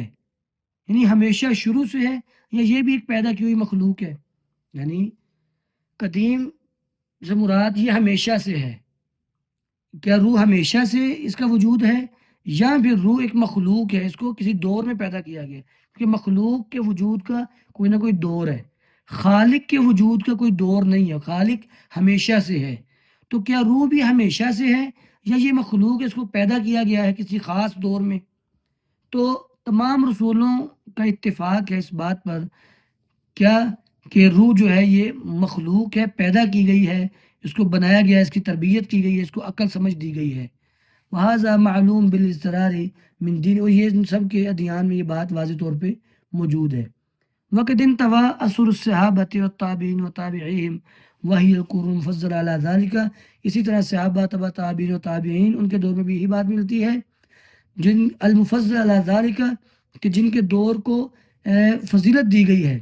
اس سے مراد ایک حدیث کی طرف اشارہ مقصود ہے کہ نبی علیہ السلام نے فرمایا سب سے بہترین زمانہ میرا زمانہ ہے، اس کے بعد میرے صحابہ کا، پھر تابعین کا. 3 زمانے بہترین زمانے ہیں. تو یہ جو 3 بہترین زمانے ہیں، مشہود لہا بالخیر زمانے ہیں، یہ تینوں زمانے ان کے لوگ، ان کا تو یہی موقف تھا کہ روح جو ہے یہ مخلوق ہے، محدث ہے. حتی نبغت نابغتاً من اہل الزلال فزعمت انہا قدیمت غیر مخلوقت. تو یہاں تک کہ بعض جو گمراہ لوگ ہیں وہ یہ گمان رکھتے ہیں کہ روح قدیم ہے، یہ مخلوق نہیں ہے، یہ ہمیشہ سے ہے. تو بہرحال صحیح موقف یہی ہے کہ روح مخلوق ہے اور یہ قدیم نہیں ہے، یہ محدث ہے، مخلوق ہے. 18واں سوال ہے المسألۃ الثامن عشر وہی تقدم خلق الارواح علی الاجساد او تأخر خلقها عنها. روحوں کو جسموں سے پہلے پیدا کیا گیا یا بعد میں پیدا کیا گیا، یعنی جسم پہلے پیدا ہوئے روح بعد میں پیدا ہوئی، یا پھر روح پہلے پیدا ہوئی جسم بعد میں پیدا ہوئے. اس کے بارے میں علماء کے اختلاف ہے. اس بارے میں 2 گروہ ہیں. پہلا گروہ کہتا ہے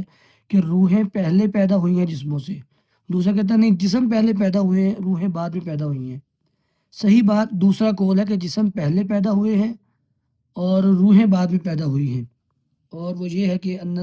اجساد خلقت اولا اللہ نے جسموں کو پہلے پیدا کیا، پھر روحوں کو پیدا کیا۔ اس کی دلیل اللہ رب العالمین نے آدم علیہ السلام کو پیدا کیا مٹی سے، ثم نفخ فیہ الروح، ثم یہ ترتیب مع تراخی بھی بیان کرتا ہے، یعنی ترتیب بھی اس میں موجود ہے کہ جسم پہلے ہے، روح بعد میں اس پہ پھونکی گئی ہے۔ ابن قیم فرماتے ہیں قرآن و حدیث اور آثار اسی بات پر دلالت کرتے ہیں کہ اللہ رب العالمین نے روح بعد میں پھونکی ہے جسم بنانے کی، جسم پہلے بنایا، روح اس میں بعد میں پھونکی، اس لیے جسم پہلے ہیں، روحیں بعد میں بنی ہیں۔ 19واں سوال ہے، وہ ہے حقیقت النفس، نفس کی حقیقت کیا ہے، روح ہے کیا چیز؟ تو اس کا جواب یہ ہے کہ ان هذه من المسائل التي تکلم فيها الناس من سائر الطوائف، اس میں بہت سے گروہ بہت سی باتیں کرتے ہیں، واضطربت فيها اقوالهم وکثر فيها خطأهم، بہت سے اقوال ہیں اور بہت سے غلطی پر بھی ہیں۔ وحد اللہ اتباع الرسل صلی اللہ علیہ وسلم واہل سنته لما اختلفوا فيه من الحق باذنه، اللہ رب العالمین نے اس بارے میں رہنمائی کی ہے نبی علیہ الصلوۃ والسلام کے پیروکاروں کو، اہل سنت کو، کہ وہ اس میں حق میں اختلاف کرتے بھی ہیں اللہ کے حکم سے، یعنی وہ اس کی جانچ پرکھ کرتے ہیں، اس کو چیک کرتے ہیں، اس میں کوشش کرتے ہیں حق تک پہنچنے کی۔ واللہ یہدی من یشاء الی صراط مستقیم، اللہ تعالیٰ جسے چاہتا ہے صراط مستقیم کی ہدایت دے دیتا ہے۔ تو درست بات اب کیا ہے؟ فالصواب ان یقال، درست بات یہ کہ کہا جائے بان الروح جسم مخالف بالماہیہ لہذا الجسم المحسوس، روح جو ہے یہ بھی ایک جسم ہے اس ماہیت والے جسم کے خلاف۔ یہ جو انسانی جسم ہے جس کو ہم چھوا جا سکتا ہے، جس کو محسوس کیا جا سکتا ہے، جس کے آنے جانے کو دیکھا جا رہا ہے، تو جو حواس خمسہ جس کا جو ہے وہ جس کو محسوس جانا جا سکتا ہے جسم، جیسے یہ ایک مٹی کا جسم ہے نا، روح اس کے علاوہ ایک جسم ہے، اور وہ جسم جو ہے یعنی روح جو ہے جسم نورانی علوی خفیف حی متحرک، یہ ایک نورانی جسم ہے، ایک بلند اعلیٰ الوی مخلوق ہے، یعنی اس کو اوپر سے بھیجا گیا ہے، یہ بڑی ہلکی ہوتی ہے اور زندہ ہے، متحرک ہے۔ ینفذ فی جوہر الاعضاء ویسری فیہا سریان الماء فی الورد، اور یہ اعضاء کے جوہر میں نافذ ہو جاتی ہے، یعنی اعضاء کے اندر چلی جاتی ہے اور اس میں چلتی ہے جیسے پانی جو ہے نا وہ چلتا ہے پھول کے اندر، یا جیسے تیل چلتا ہے زیتون کے اندر،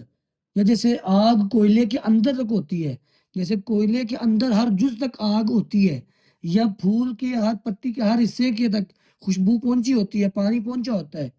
تو یہ اسی طرح روح ہے، روح جسم کے اندر اس طرح گھسی ہوتی ہے، اس کے اندر رہتی ہے، جیسے غبارے کے اندر ہوا ہوتی ہے۔ فما دامت هذه الاعضاء صالحة لقبول الاثار الفائزة عليها من هذا الجسم اللطيف باقی ذلك الجسم اللطيف مشابكا لهذه الاعضاء، جب تک یہ اعضاء درست رہتے ہیں اور اس بہنے والی چیز کے اثر کو قبول کرتے رہتے ہیں، تو وہ جسم اس کی اور جسم اور اعضاء یہ آپس میں اس روح کے ذریعے ملے رہتے ہیں اور اپنے کام انجام دیتے رہتے ہیں اور حص و حرکت ہوتی رہتی ہے۔ وَعَفَادَهَا هَذِهِ الْآثَارُ مِنْ حِسِّ وَالْحَرْكَةِ الْإِرَادِيَّةِ، اور یہ جو اثر جسم کے اندر ہے اس کے ذریعے حص و حرکت ہوتی ہے۔ وَإِذَا فَسَدَتْ هَذِهِ الْأَعْضَاء بِسَبَبِ اسْتِعْلَاءِ الْخَلَاطِ الْغَلِيظَةِ عَلَيْهَا، اور جب کوئی اور خلطیں اس میں غالب آ جاتی ہیں، وَخَارَجَتْ عَنْ قُبُولِ تِلْكَ الْآثَارِ، اور وہ آثار جسم ان سے نکل جاتا ہے، تو روح بدن کو چھوڑ جاتی ہے اور عالم ارواح میں واپس چلی جاتی ہے۔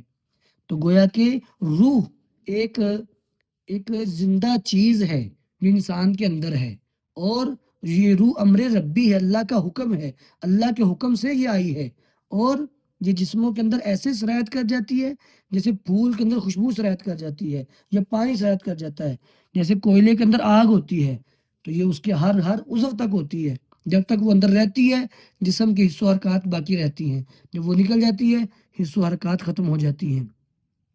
20واں مسئلہ ہے، وہ سوال ہے، وہ ہے حل النفس والروح شیء واحد او شیئان متغایران، کیا روح اور نفس، یہ جو دو لفظ ہیں، روح ایک لفظ ہے اور ایک لفظ ہے نفس، تو کیا یہ دونوں ایک ہی چیز ہیں یا یہ دو مختلف چیزیں ہیں؟ اس کا جواب ان النفس فی القرآن تطلق علی الذات بجملہ، روح تو واضح ہے نا، روح تو روح کو کہتے ہیں، جو نفس کا لفظ ہے نا یہ قرآن کریم میں کئی جملوں پر کئی انداز میں بولا گیا ہے، جیسا کہ اللہ رب العالمین نے فرمایا فَسَلِّمُوا عَلَىٰ أَنفُسِكُمْ، یہاں پہ فرمایا وَلَا تَقْتُلُوا أَنفُسَكُمْ، یا پھر فرمایا یوم تأتی کل نفس تجادل عن نفسها، اپنے آپ پہ سلام کرو، اپنے آپ کو قتل نہ کرو، یا پھر ہر نفس جو ہے وہ اپنے نفس کے بارے میں جھگڑا کر رہا ہوگا۔ یہ جو ان سب تینوں آیات میں جو نفس کا لفظ بولا گیا ہے، یہ بولا گیا ہے انسان کی ذات کے لیے۔ جیسے فرمایا کل نفس بما کسبت رہینہ، ہر جان جو اس نے کمایا اس کے بدلے گروی پڑی ہوئی ہے، جیسا عمل کر رہے ہو ویسی جزا پالو گے۔ اور کبھی کبھی جو نفس کا لفظ ہے وہ روح پر بول دیا جاتا ہے، جیسا کہ فرمایا یا ایتھا النفس المطمئنہ، یا پھر حدیث میں ہے اخرجو انفسکم، یہ قرآن میں بھی آیا ہے اخرجو انفسکم اليوم تجزون عذاب الہون۔ اسی طرح جو روح ہے فلا تطلق علی البدن، وہ بدن پر نہیں بولی جاتی، یعنی جو نفس کا لفظ ہے وہ بدن پر بھی بولا جاتا ہے، روح پر بھی بولا جاتا ہے، اور جو روح کا لفظ ہے وہ بدن پر نہیں بولا جاتا، لا بانفرادی ولا مع النفس، نہ انفرادی طور پہ نہ ہی نفس کے ساتھ مل کر، وہ روح صرف روح کو ہی کہتے ہیں۔ فالفرق بین النفس والروح فرق بالصفات لا فرق بالذات، تو جو نفس اور روح کے درمیان فرق ہے یہ صفات کے لحاظ سے، ذات کے لحاظ سے نہیں ہے، یعنی کبھی روح جو ہے وہ تو روح کے لیے ہی ہے، اور جو نفس کا لفظ ہے بسا اوقات یہ جسم کے لیے، بسا اوقات یہ روح کے لیے۔ آخری سوال ہے وہی حال نفس واحد ام ثلاث، کیا نفس ایک ہوتا ہے یا تین ہوتے ہیں؟ تو اس کا مختصر جواب تو یہ ہے کہ نفس ایک ہوتا ہے، اس کی صفات مختلف ہوتی ہیں، اس لیے اس کو تین انداز میں بول دیا گیا، ورنہ نفس ایک ہی ہے۔ اللہ رب العالمین نے فرمایا یا ایتھا النفس المطمئنہ، اے مطمئن جان۔ یہاں پھر موقع پہ فرمایا ولا اقسم بالنفس اللوامہ، اس آیت میں بولا کہ نفس مطمئنہ، اور وہاں کیا کہا نفس لوامہ، اس نے فرمایا ان النفس لامارۃ بالسوء، نفس برے کام پہ ابھارتا ہے، نفس امارہ، تو یہ تو مختلف ہوتے جا رہے ہیں، نفس مطمئنہ، نفس لوامہ، نفس امارہ، تو کیا یہ مختلف چیزیں ہیں یا نفس تین ہوتے ہیں یا ایک ہوتا ہے؟ اس کا جواب انہا نفس واحد، نفس ایک ہی ہے، لیکن لہا صفات، ہاں اس کی صفات ہوتی ہیں، تو فتسمى باعتبار کل صفت باسم، ہر صفت کے لحاظ سے اس کو ایک نام دے دیا گیا، مطمئنہ نام دیا گیا اس بنا پر کہ وہ اپنے رب کی عبادت پر اور اس کی محبت پہ مطمئن ہے، اس لیے اس کو نفس مطمئنہ کہہ دیا گیا۔ اور لوامہ نام رکھا گیا کیونکہ وہ اپنے صاحب کو ملامت کرتا ہے زیادتی کرنے پر، تو انسان سے زیادتی ہو جس کو ضمیر بھی کہتے ہیں،